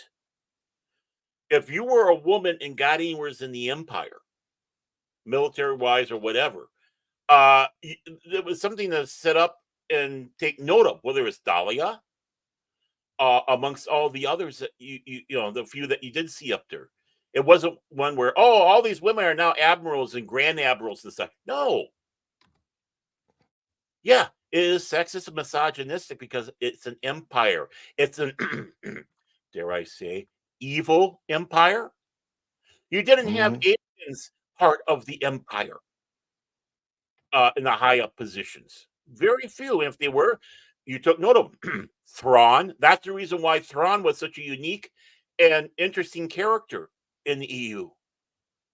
It's like, Mm-hmm. how did this alien make it to a Grand Admiral, and why is he kicking our ass? Yep. And of course, the droids. And what's the story center? Who are the eyes of that universe? And the story really, R2D2 and C3PO. yeah, we're seeing this through their eyes, right? They're important. The first ones we see are the droids. That sets it up. So if Lucas is writing stuff in there that's misogynistic or sexist or speciesist, there's a reason why. It's not his belief. It's to show a dichotomy between what the rebels are fighting for, the Republic, that all these aliens are should not be oppressed, and the Empire, who wants to have their own little select group, the only ones. Mm-hmm. Now with Disney, what does it matter? The empire is all inclusive now. I mean, as it goes across there, it's like, what evil empire? They're They're they're equal not opportunity. evil. They're misunderstood, Baron. Misunderstood. Equal opportunity. They give health benefits. They, everybody can take off for maternity leave, both the male and the female, and in betweens. All right, they have a dental plan, right? Yeah, there we go. 6 week. They have a 2 weeks vacation. They can do whatever they want. All They crap. they, they have a It's great a dream, retirement plan. That 401k from the Empire. right? Man, you're set for life. And that's what they turned the empire into with Disney. And that's why, again, people want to sit back and say we're being negative, but honestly, listening between the two, which one would you want to prefer to have an actual evil protagonist? And then which one of the two do you want to join up because you got Benny's galore and a good life? And I do want to say hello to Gabsap over on Rumble, who says, Princess? Oh, by the way, rumble, rumble, rumble, rumble. Let's get ready to rumble! Yeah, we're rumbling today. See, they want us to sit back and say we're just being negative, mean, cruel, but no, we're saying it's all of love. Love of the franchise, love of what George Lucas came into, love of these characters that are being besmirched. Their statements is besmirching our princess. They're besmirching her. And it really coming down even more so after she died because they can't get her coming back because she. You think what George was saying is whatever.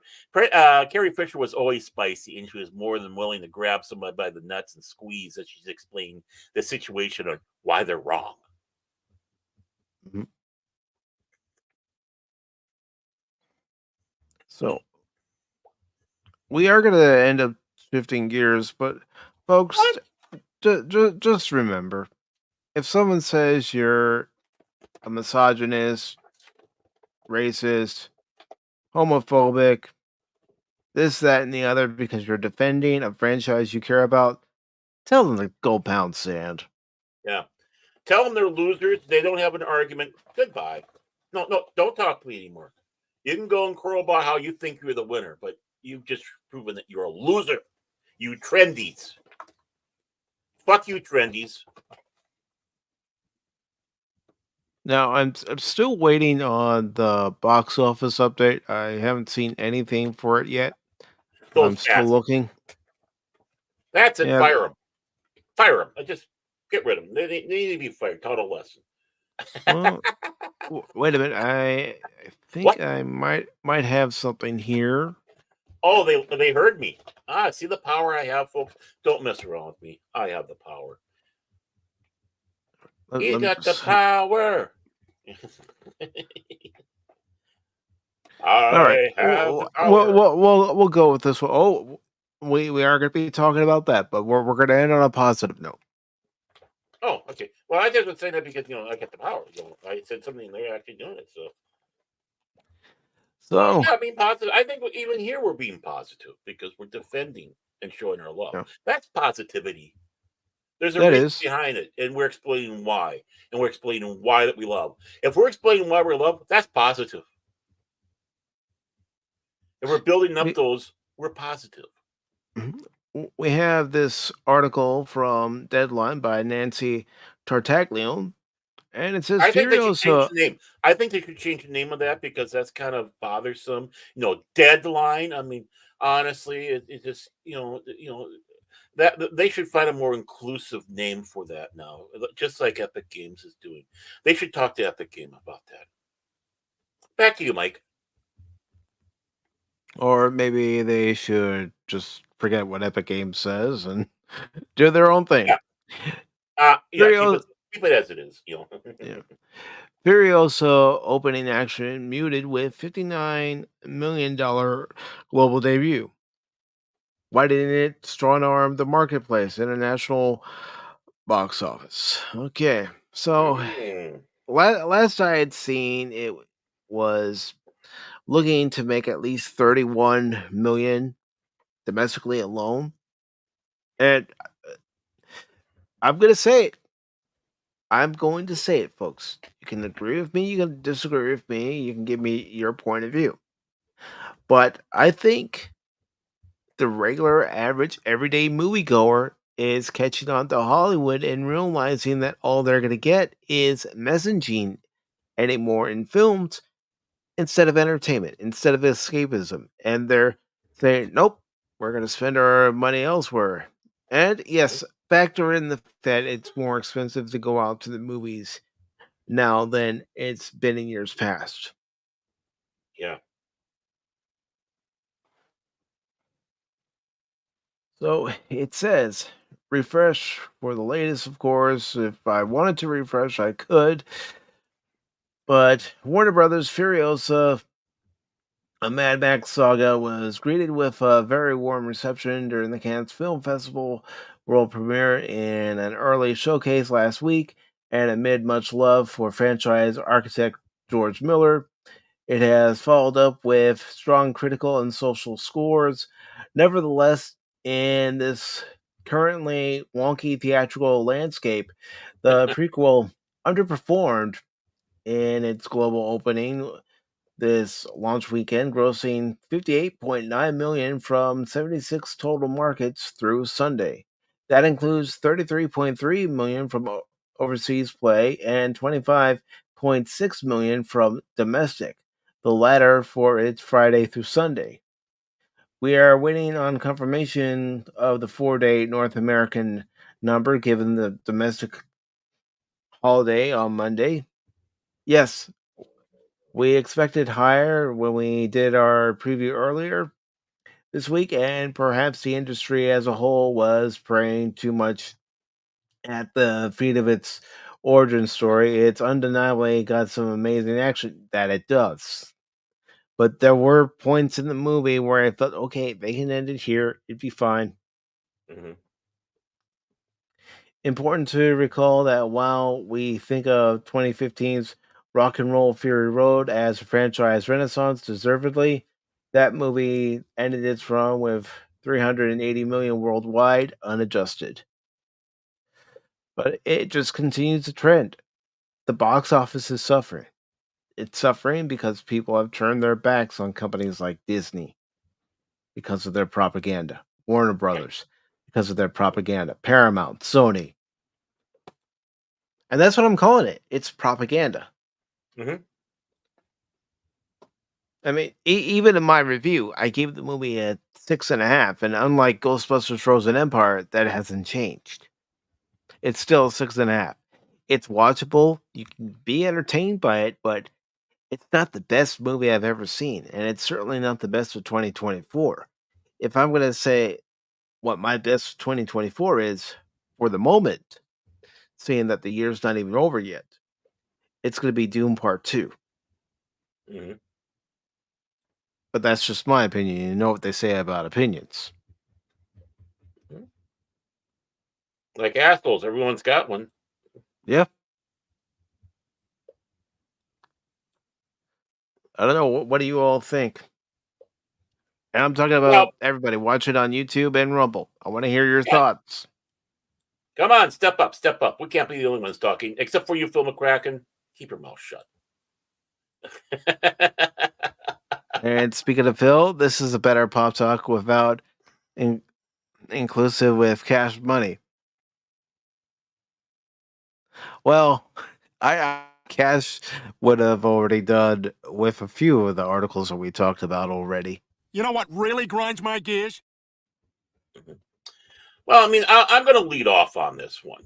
I wonder how many people are like me and don't hold Fury Road so high on the list because the movie was a bait and switch. No, we were promising all this with Mad Max, but basically it was a Furiosa movie. Mad Max was, kept muzzled for however long and chains for however long. Furiosa being the queen, running around telling everyone how things are going to go. Almost bringing bringing Max into the part of a prop in this movie. It's all about the Which women. is It's all how about Furiosa. Hollywood uses people of different ethnicities Right. Hmm. as props. Right. And when you have a film by the name of Mad Max, you expect Max. Hey, John Rendell, my super wrench, how you doing? Good to see you, my friend. And yes, Good to I see you, remember John. fun. He's the one who failed to keep Steve Gutenberg a star, but he is keeping the aliens under wrap, just to let everybody know. And when you got that with that movie, I mean, at least Furiosa is honest. It's about her. But the damage has been done. We already saw a Furiosa movie. It wasn't that impressive. It was filled with messages because you had a feminist writer that was involved in it, trying to spread her poison. And yeah, exactly what it is, poison. So when you got that, why would anybody be tickled pink to go see this Furiosa? We want to see Mad Max. If they didn't do the bait and switch, right? If they didn't do the bait and switch of Fury Road, I think it'd be much more received. If you made her a more interesting character that worked alongside Max, and not subservient with Max, not over Max, but working with Max in that, as as a compadre in that for the movie, which we've seen before. It's happened, and obviously the character is a strong character. You got to be in the wasteland, right? Yeah. So if you had Especially that, when you go to Gastown. So if you got that, and she is being a interesting character that build up, you want to see more of her, and that's where a film like Furiosa would be more intriguing. But we already saw it. We all already saw the whiny cry, men are evil storyline with the Fury Road. So I mean, yeah, as Cash told me, he said, I know you trashed it for reasons, and those are the reasons why. Would you see Fury Road? Well, I'm more apt to, being that it is honest, that it's being honest. But still, you still have a little bit of apprehensive because of what already happened to you. Honestly. So Hey. they did it to themselves. Sorry, George Martin or George Miller. George I'm Miller. sorry. George Miller, I know it's so easy to sometimes get those names, especially when they've gone wonky. George Miller, please, honestly, you made a mistake. Please Own it. Own up to understand it. that. Own up to it, man. Yeah, right. And it's not. We're not. I'm not wanting to be mean about it. No. And you know what? There was an article that I noticed that Cash posted in the Discord.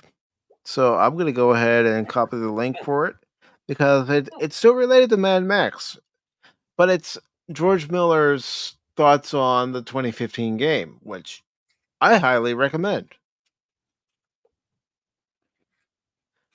especially for anybody who hasn't played it yet. But also, Gabstab over on Rumble says Hollywood was, in my opinion, always crap and propaganda. Same for Disney, and so yeah, I could see that. Yeah, I don't think it was always. You had these eras where they were focused on making entertainment, and yeah, you did have a propaganda period during the war, and that was only to be expected. Uh, but were there propaganda films before and after? Yeah, people did do that. In some ways, High Noon was one of those, but the people didn't necessarily go on to what that message was, and it's still a great movie. But overall, the purpose then was, hey, we gotta keep people entertained, so they spend money at the theater. We'll even do little things, have the theaters do little things like giving away plateware every time they go and see a movie. And that was their thing. How many people can we get in there? Well, You can't do that with woke agendas and propaganda. No, You do it's that not with possible. entertainment, right?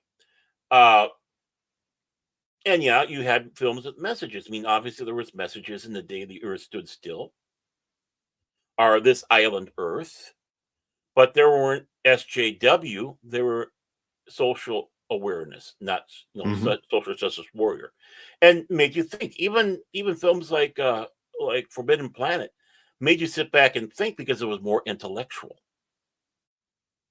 And speaking of Forbidden Planet, we will be watching that as next month's watch party. Hmm. Right, and John Rendell is a bit right. I know the haze has been mocked or such, but sometimes when you are held back from doing something, you get more creative. And we get tired of the sex jokes, the poop jokes, but the funny things, the great funny things is when people have people that are doing innuendo, and that's the best because you sitting there instead of having it delivered to you on a silver platter, you think about it. I was watching. The wife had for some reason YouTube going of America's Got Talent. And they had an old guy on there, and he was 80 years old. And he says, "At my age, you have a hearing problem as such." And he goes, "Yeah." She said she had a peanut allergy, and I heard that wrong. I said, "Well, you got an allergy to that? What happens?" "Well, it makes me choke and gag." Well, instantaneously, where you go, just like the old vaudeville. You get that innuendo, and it's like, "Oh, this is double. This goes both ways." And and it's like, how you keep, how you keep to keep overcoming it. What the doctor say about that? Well, they keep on doing it and doing it and doing it, and eventually it'll get better. And it's like, again, it's innuendo, Yep. and those are sex jokes I can appreciate. And Gabsap over on Rumble has a follow up to his previous comment. He says, I don't mean that Disney and Co. aren't busy with art, Mhm. but they implemented the US social behavior in a big way. Yeah, they did. They did. Mhm. They put what a lot of people here in the States believe in their movies and not trying to cater their TV shows and movies to a worldwide audience. Mhm. Oh, and the thing is, John Rendell, don't say that around Walt Disney was alive. He hated communism. Oh, he hated it. And yeah, the Marx Brothers and Rich Brother did that stuff. Yeah, comedy gold with innuendo in there. And again, it's out of the old odd vaudeville, and Mhm. they had to be smart about it all because they didn't want to get in trouble. So you get creative. You get creative. So, continuing with the Mad Max theme, we have this article from The Loadout. This is an article that Cash found and posted in our Discord server for Pop Talk, where Baron will post a story, I'll post a story, and Cash will Yeah, post a story, and then we'll yeah. select out of all those stories what we're going to actually talk about, and some of I them was we just lazy this week. read, not necessarily for Pop Talk, but just read for ourselves. And Hmm. Yeah, you although should I get us will, in the back room with that. yeah, although I will admit some of the articles that you and Cash have posted, where you guys have both told me, "Oh, we're just posting this just so we can all read it and Hmm. make our own opinions." I've actually selected them for Pop Talk because I Yeah. think they're worth discussing. All right. Yeah, I mean, it was just let's throw this in for us to talk about, and you thought it was good enough for the show. It's like, oh, okay, great, thank you. Mhm. So this article is by Sam Comrie. It was posted a day ago on their site. It says, sorry, George Miller, but you're wrong about the Mad Max game. George Miller expressed dismay toward the 2015 Mad Max game, which I recently streamed on the Pacific Forum for YouTube and Rumble channels. Oh yeah, the first game I purchased on Steam. It was on sale. It's like, oh, this looks cool. Okay, I'll give it a try. But Avalanche Studios' take on the lore is still so good to this day. You bet your ass it is. Oh, that game holds up, and it's what 8, 9 years old now. Yeah, Yeah, it's 9 years old now. 9 years old. Yeah. And Why I would had you a play such an blast old playing game? it. Why would you even play such an old game? Well, it's just like playing Dark Forces. Oh Trying to yeah, remember where I'm supposed to go and the order I'm supposed to do it. yeah. It's like, hey, I what? I What? enjoyed. I enjoyed. I don't remember. That part of the brain isn't functioning right now. Ask the long suffering how much I was yelling at the screen. Mike, look over there. Mike, you're close. It's the thing is right around that corner there. You're not. You're rambling too much. Hold back. Don't shoot so much. Use the pistol now and then. It's got more power. Yeah, I was coaching With from the armchair, but you couldn't hear me. I was just mocking you on the chat. and then you're probably thinking to yourself, I need to fire up the game. Oh yeah. That and now that we're talking about Mad Max, that too. Yeah. With Furiosa hitting the big screen this weekend, acclaim excuse me, acclaimed auteur, filmmaker George Miller's recent round of promotion has stirred fans of the underrated Mad Max game the wrong way, myself included. Not only is Miller not a fan of Avalanche Studios' approach to the franchise, but he even suggests that Hideo Kojima should be the one to helm a video game entry next. Miller couldn't be more wrong. hmm The age of movie tie-in games has dwindled away over the years, leaving the possibility of new PS5 games and new Xbox games set within the worlds of famous IPs slimmer than ever. Sure, we've got excellent titles like Star Wars Jedi Survivor, proving that the franchise future is stronger on the excuse me, on the gaming front than it is with woeful Disney Plus output as of late.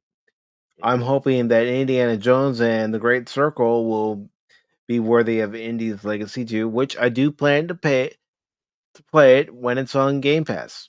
hmm I may not purchase it, but I will play it on Game Pass. I will make my own decision I want to see that, and honestly. Yeah.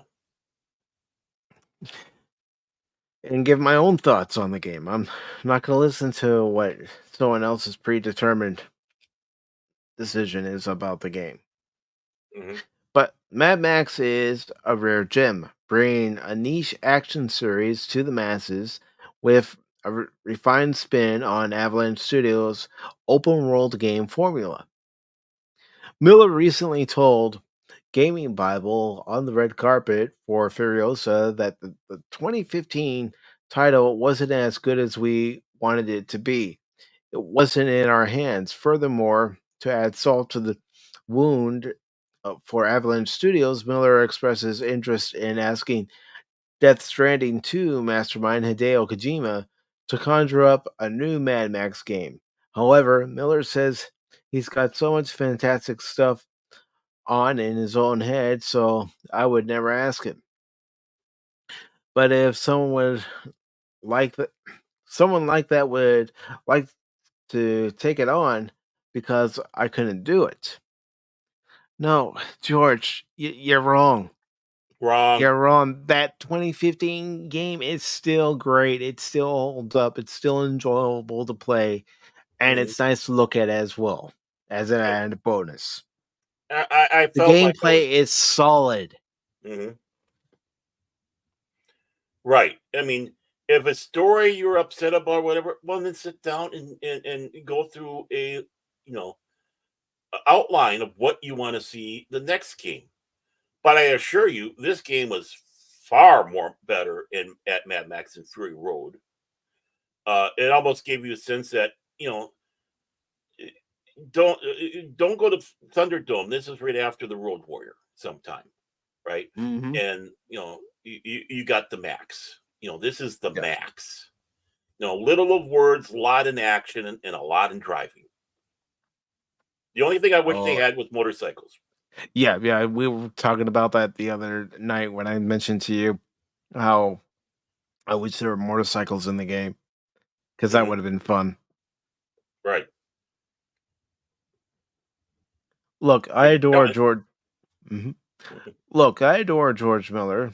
He's one of the planet's greatest living filmmakers, blessed with an understanding of kineticism, scope, and storytelling that few directors can match. He guides his camera around the Australian wastelands like it's a, a lone drifter in itself, Hmm. capturing brutality and elite tier action set pieces with awe inspiring results. And I get it. The Mad Max series is his prized achievement. He wants It to is. protect the IP and do it justice. Yet, while he's the custodian of the Mad Max franchise, the game should be considered a near perfect companion to his work. It is. Right. As you have two people here on the panel who have played it, Hmm. who enjoyed it because of its gameplay. Hmm. You can't go wrong. Wolverine Snicket came by my stream not that long ago and said that he was playing Mad Max because he saw my gameplay and was actually looking at the game prior to my gameplay and thinking about buying it and playing it. Hmm. Jace is Jace is the one who gifted it to me during Christmas. That man, I tell you, he's just crazy Norwegian. Good guy. He is. I have to say that because I work with him. And you know what? When he gifted it to me, I accepted the gift. I installed it, and then I started playing it. I'm going, I'm having a lot of fun playing it offline, but I bet I would have a lot of fun, showing it to people on stream. Yeah, Because that's part of the reason why I stream too, is to show you the game. right. And now you understand why I was bragging it up so much too. Hmm. The game's rendition of the apocalyptic wasteland may be mostly empty, but it doesn't feel lifeless. Remnants of a once thriving civilization rise up through the sand, but now they're surrounded by brutal tribal camps, bandits, war boys, and anyone else looking to rip the clothes off and skin off your back. It Hmm. looks stunning still in 2024. Exactly. It does. And you can feel the benefits of FPS boost and HDR on Series X and S consoles, making it one of the best Xbox games available on my dashboard, or in my case, one of the best PC games still Right. available to play on Steam. Right. I have That's to it. check and see. I wonder. No, I don't think I have that for Xbox. I have Space Marine on both the computer and the Xbox. Okay, I'll check. I gotta find my games. Having delivered some of the best games that ever graced my PS2, PS3, and PS4 disk drive, Avalanche Studios' purchase for large scale chaos was abundantly clearly in the Just Cause franchise. Every Just Cause game is a canvas for vehicular feats beyond human comprehension or explosive skirmishes that revel in the glory of 80s action cinema, a Hmm. time period that Mad Max firmly claimed its own piece of it. Roaming Hmm. around the wasteland in the magnum opus, feeling its engine rumble and seeing its fumes permeate the desert air, it all enhances the immersion of stepping into the Road Warriors torn up shoes. Yeah, I mean, when you're Hmm. driving the Magnum Opus, I'm sure there are times you were watching my streams, Baron, where you know you could tell I wasn't paying attention to the chat. I was paying attention to what I was doing on screen, You gotta. and and especially going after the convoys. If you guys go Mm-hmm. back and watch those streams, you can tell at points when I'm going after the convoys, I'm out for blood. Mm-hmm. I was always scared. I mean, you came in a few of the streams and said, "No wonder your sister gets scared when you're driving. If you drive like this." Hmm.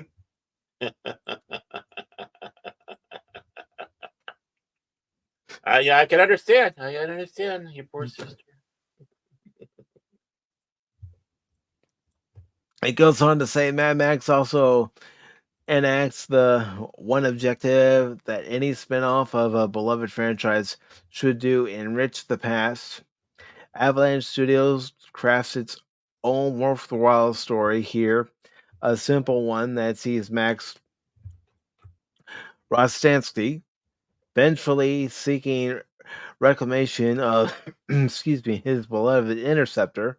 Exploring the wider world introduces new elements, many of them often calling back to 1985's Beyond Thunderdome or deep pockets of Mad Max lore. Now, I know it's a hard name to pronounce. Rozenkowski. I, Rozenkowski. I don't know. It's just a I horribly hard name.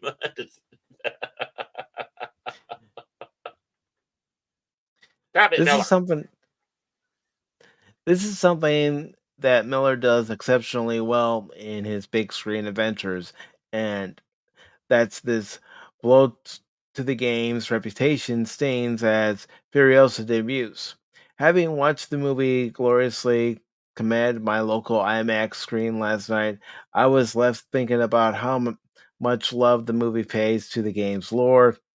Mhm. If you think that mechanic in the third act is the one in the game, you're right. Even check the credits. But non spoiler aspects like locations such as Gastown and Bullet Farm are featured in both, even if their iterations are slightly different. Yeah. And that is one of the things about the Mad Max universe. It's kind of fluid that way.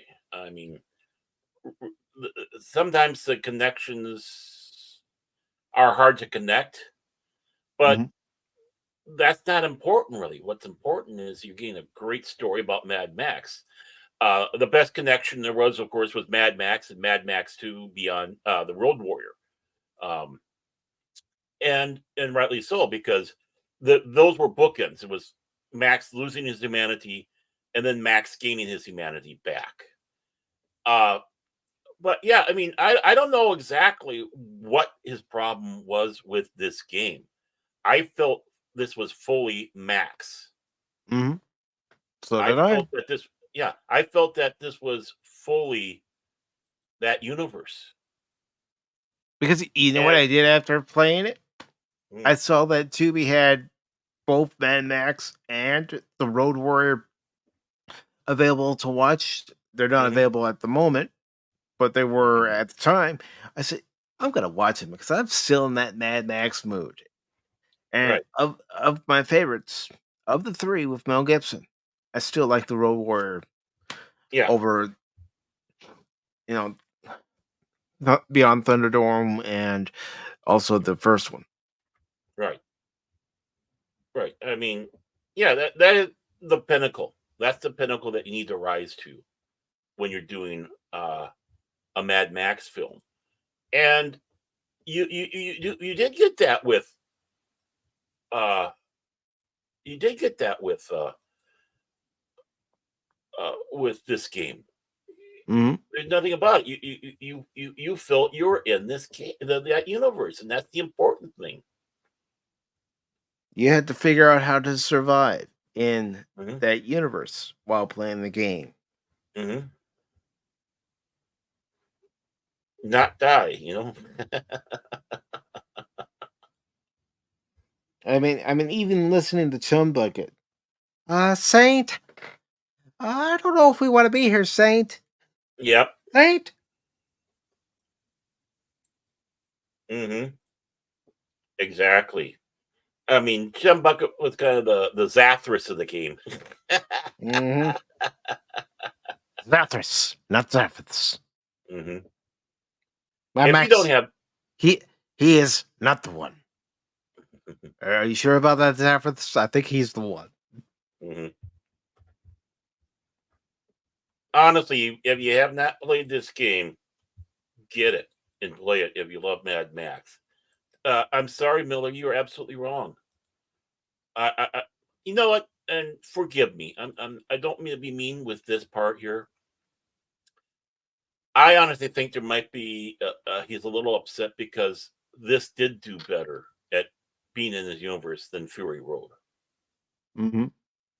I do think, sadly, he's lost his way in this, especially when you're bringing in feminist writers.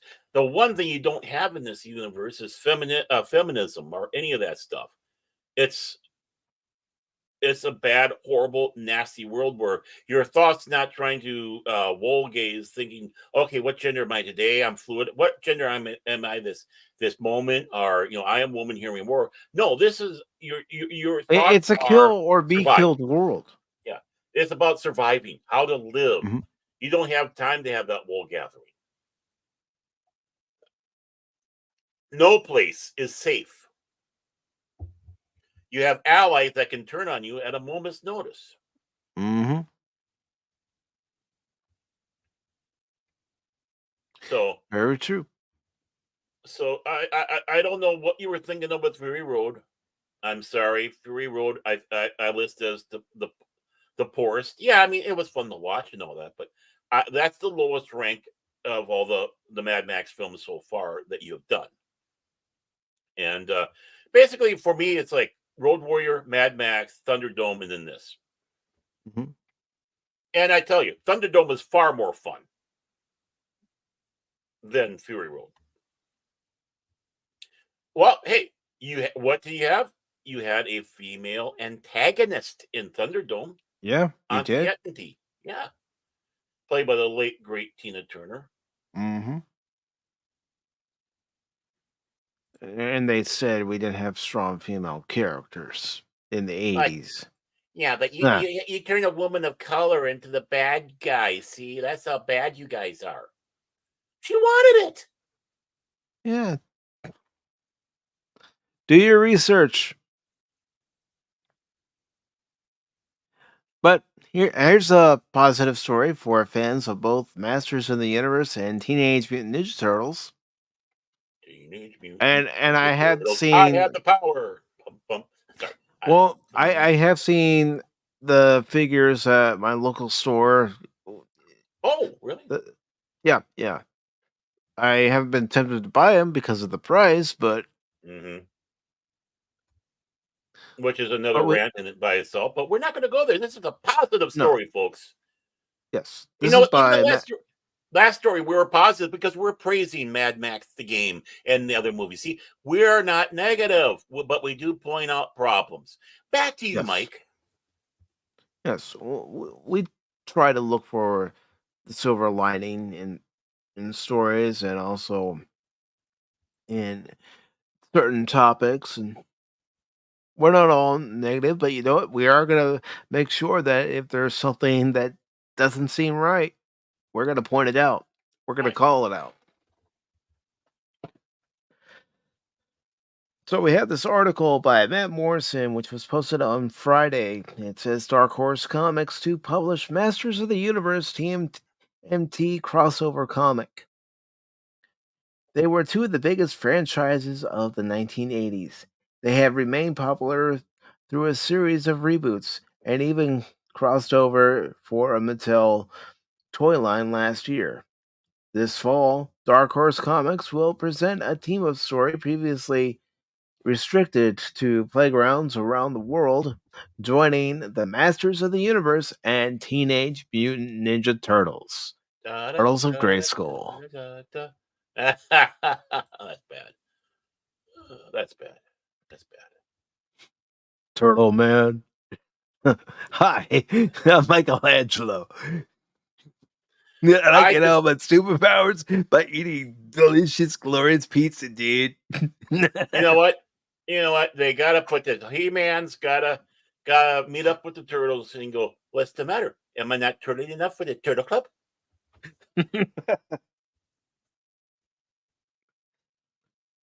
No, you I think boob. You're not even a turtle. I think Mike spit out his pop a little bit there when I was hard water when I said that there, and you know what? I feel good about it. But anyways, this fall, Dark Horse Comics will present a team of story previously restricted to playgrounds around the world, joining the Masters of the Universe and Teenage Mutant Ninja Turtles. The action unfolds in a 4-part miniseries titled Masters of the Universe Teenage Mutant Ninja Turtles, Turtles of Grayskull. Why don't you just call it Turtles of Grayskull? Yeah, turtles.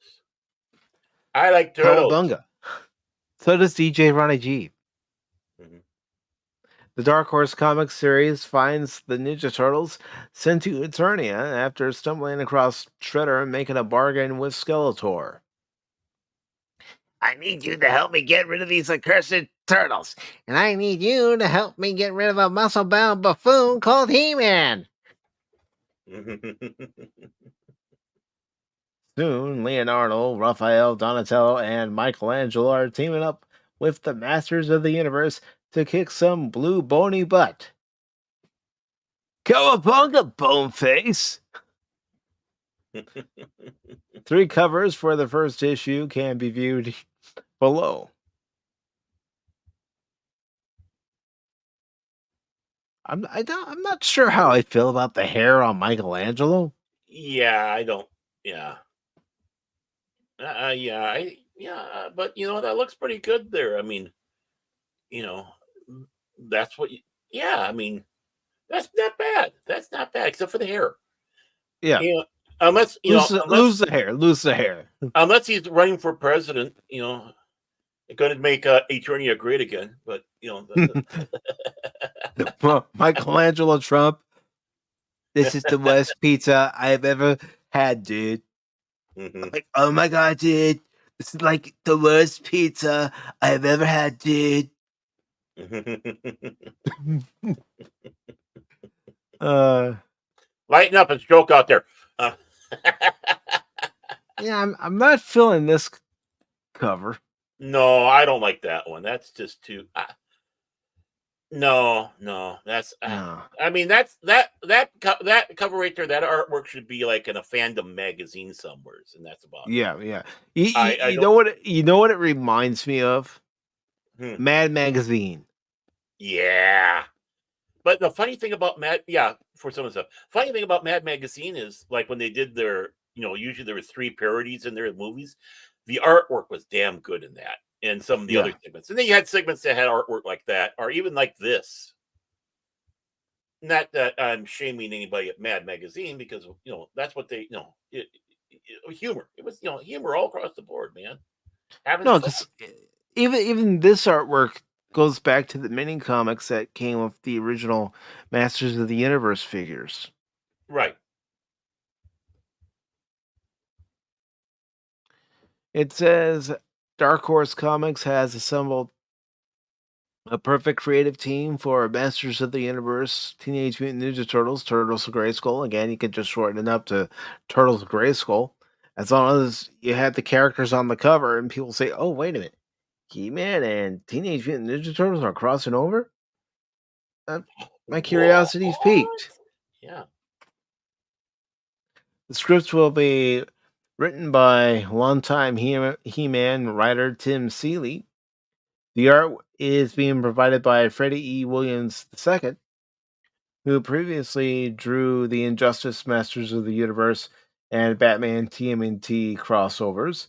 The color art is being handled by Space Ghost colorist Andrew Dalhouse, and the letters by And World Design.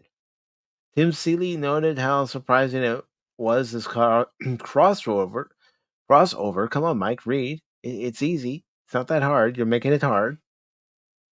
You got Even had yet to take place, as inevitable as a meetup between He-Man and the Turtles has felt. It took some time getting done. And now that it's here, I have a huge pile of newly purchased figures and a bunch of pages for what is one of the most awesome comics I've ever gotten to work on. Freddie E. Williams II was equally enthusiastic about the new Dark Horse Comics event. This crossover has a long lineage. Many of us fans have been bashing He-Man and Ninja Turtles together since we were kids, and I'm honored and thrilled to draw it. Masters of the Universe, Teenage Mutant Ninja Turtles, Turtles of Grayskull, #1 of 4 will be available in comic shops everywhere on September 25th, 2024. So how about that? I'm not necessarily a big fan of all these crossovers, but this one looks fun. This one looks Yeah. This one, he just have fun with it.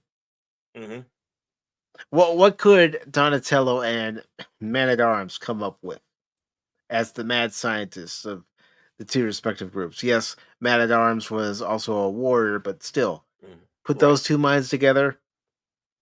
What kind of device can they come up with? hmm And of course, a man of wisdom, Man of War was. Mm-hmm. Duncan was so much more than that. Yeah. He was a well-rounded character, hmm and of Except, course, are the turtles going to find out the secret? Or are they going to be like Tila and Kevin Smith's Masters of the Universe and get offended when they don't find out that He-Man and Adam are one and the same? well, because Adam's upset because he wasn't included into the Turtle Club because he Well, wasn't no, turtle. he's upset because he wasn't invited to the pizza party the turtles were having Oh, after. yeah. Yeah, I mean, his mother told him all about pizza, so, Hmm. but never had it. And who's Raphael going to butt heads with? Good Inquiring minds question. want to know. hmm tell me, please. Tell me. But I guess we'll all have to wait till September when the first Right. issue comes out. I Yeah, might pick it up. yeah, don't tell me. We want to find out. Don't give us everything beforehand. Don't spoon feed us. We can handle it. Honestly, we can handle it. I think we can. But I think we can. Again, yeah, this looks like fun. This looks like Yeah. fun. And that's what is. But please don't try to turn this into canon. These things are not canon stuff. This No. like they're trying to do with Star Trek and Doctor Who now. They're trying to make them in the same universe and the crossovers official type of thing. No, don't leave it as fun. Let this dance fun. I mean, I was going to say there was a crossover comic between Star Trek and Transformers. You want that official canon too? No, I don't. hmm I like both franchises, but I don't need them to share the same universe. Right. It's not necessary. hmm It's just not.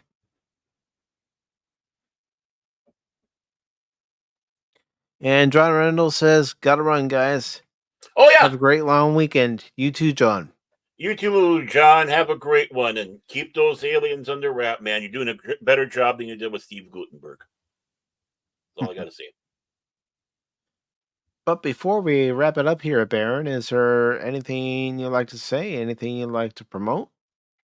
Oh, well, we didn't, of course, have a show back in the day yesterday because, well, it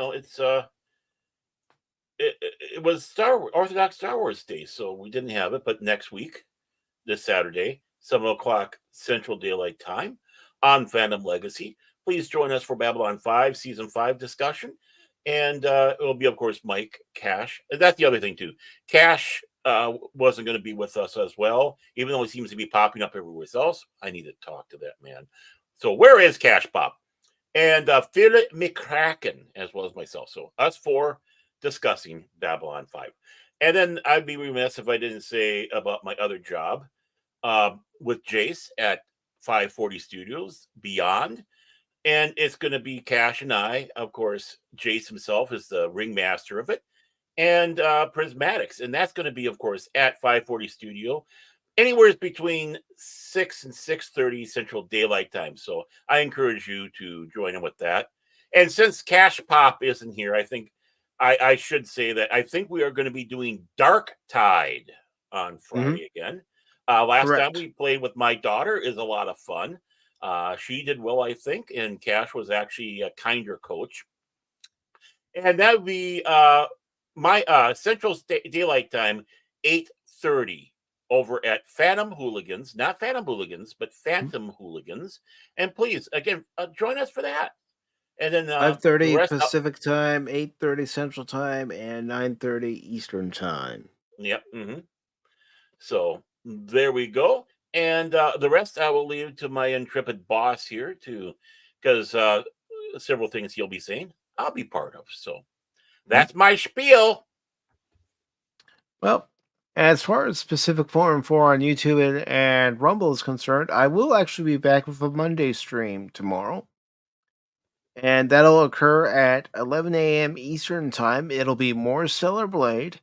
I've been doing some leveling up offline and a few other things offline. And hopefully I can defeat the Tashi boss in the game because that boss was kicking my ass at 3 hours doing that stream and getting my ass kicked. A lot of fun. And I'm being facetious about that. And then Tuesday over on Angry Canadians YouTube channel, let me get the link for that real quick. Yeah, that got mad as heck, eh? Yeah, the angriest of Canadians. Cash and I will actually be over on his channel, and he and Whoopa Trooper will be playing a Mario baseball game, and Cash and I have been asked to provide commentary. Which one of us is going to be the lead play-by-play guy, and which one of us is going to be the color commentator? Well, you'll just have to tune in and find out at 8 o'clock Eastern Time, 5 o'clock Pacific Time, and 7 o'clock Central Time on Tuesday. And then, of course, the Three Stooges of Pop Talk will be back on Wednesday. And I'm going to go ahead and play a clip related to that. Well, where are you guys? There you are.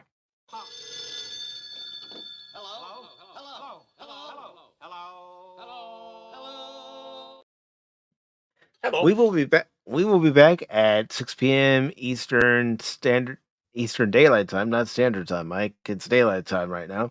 Eastern Daylight Time on Wednesday for Pacific 414 Pop Talk, where I'm sure we're all going to find some articles to discuss and maybe rant about, or maybe not rant about on Wednesday's show. And then Thursday at 6 p.m. Eastern Time, I will be back with more Stellar Blade. Yes, there's going to be a lot of Stellar Blade streams in the next coming days or weeks because I do want to get that game done. Once I get that game done, I'll probably alternate one game and another game once everything's completed. But other than that, I'll be with Cash and Baron most of the time. And I do want to thank everybody for stopping by, whether you watched on YouTube, Rumble, whether you watched on Baron, Orman Tags, Phantom Legacy, Pacific 4 and 4 on YouTube and Rumble. Thank you very much.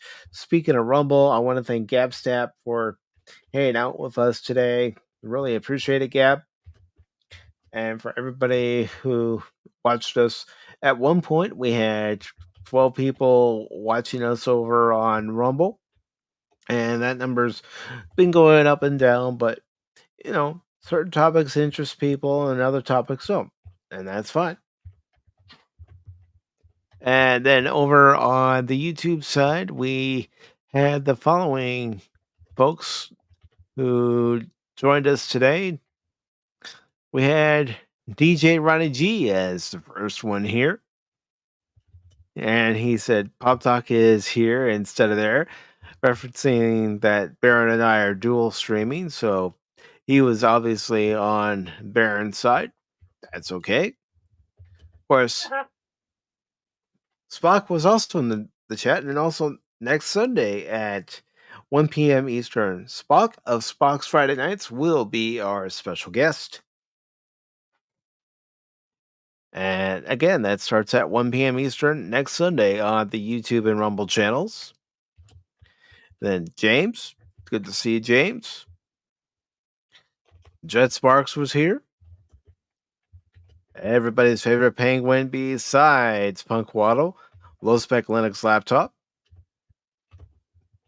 the Padawannabe, Philip J. McCracken, the Troll of Trolls, and of course Baron Super Wrench, John Rendell. And of course, I see he's coming in as we're wrapping up. And Paul, if you don't mind, I wouldn't mind talking to you, brother. I'll send you the link to StreamYard and we can talk backstage. But Paul at Phantomology is here. But thank you, everybody, for watching us. I know it was a weekend holiday, and everybody's out doing something related to the weekend. But I appreciate everybody who was here, and those of you who couldn't catch us live, well, catch us on the replay. That's what's great about these streams. We can't all catch each other live, but we certainly can catch each other on the flip side. So thank you all for your support of both the YouTube and Rumble channels. Thank you for supporting Baron, Orman Tag's Fandom Legacy, the Phantom Hooligans. And until then, you all have yourselves a great rest of your weekend. And as always, remember, don't ever give up on me in a game, because just when you do, you might miss something. Take care, all. Autobots, transform and roll out!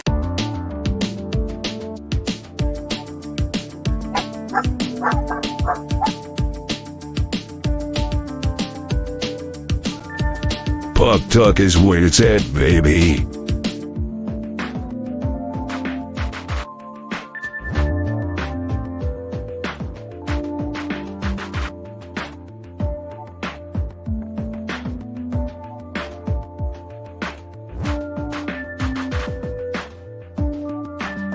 From Kraken, worst troll ever.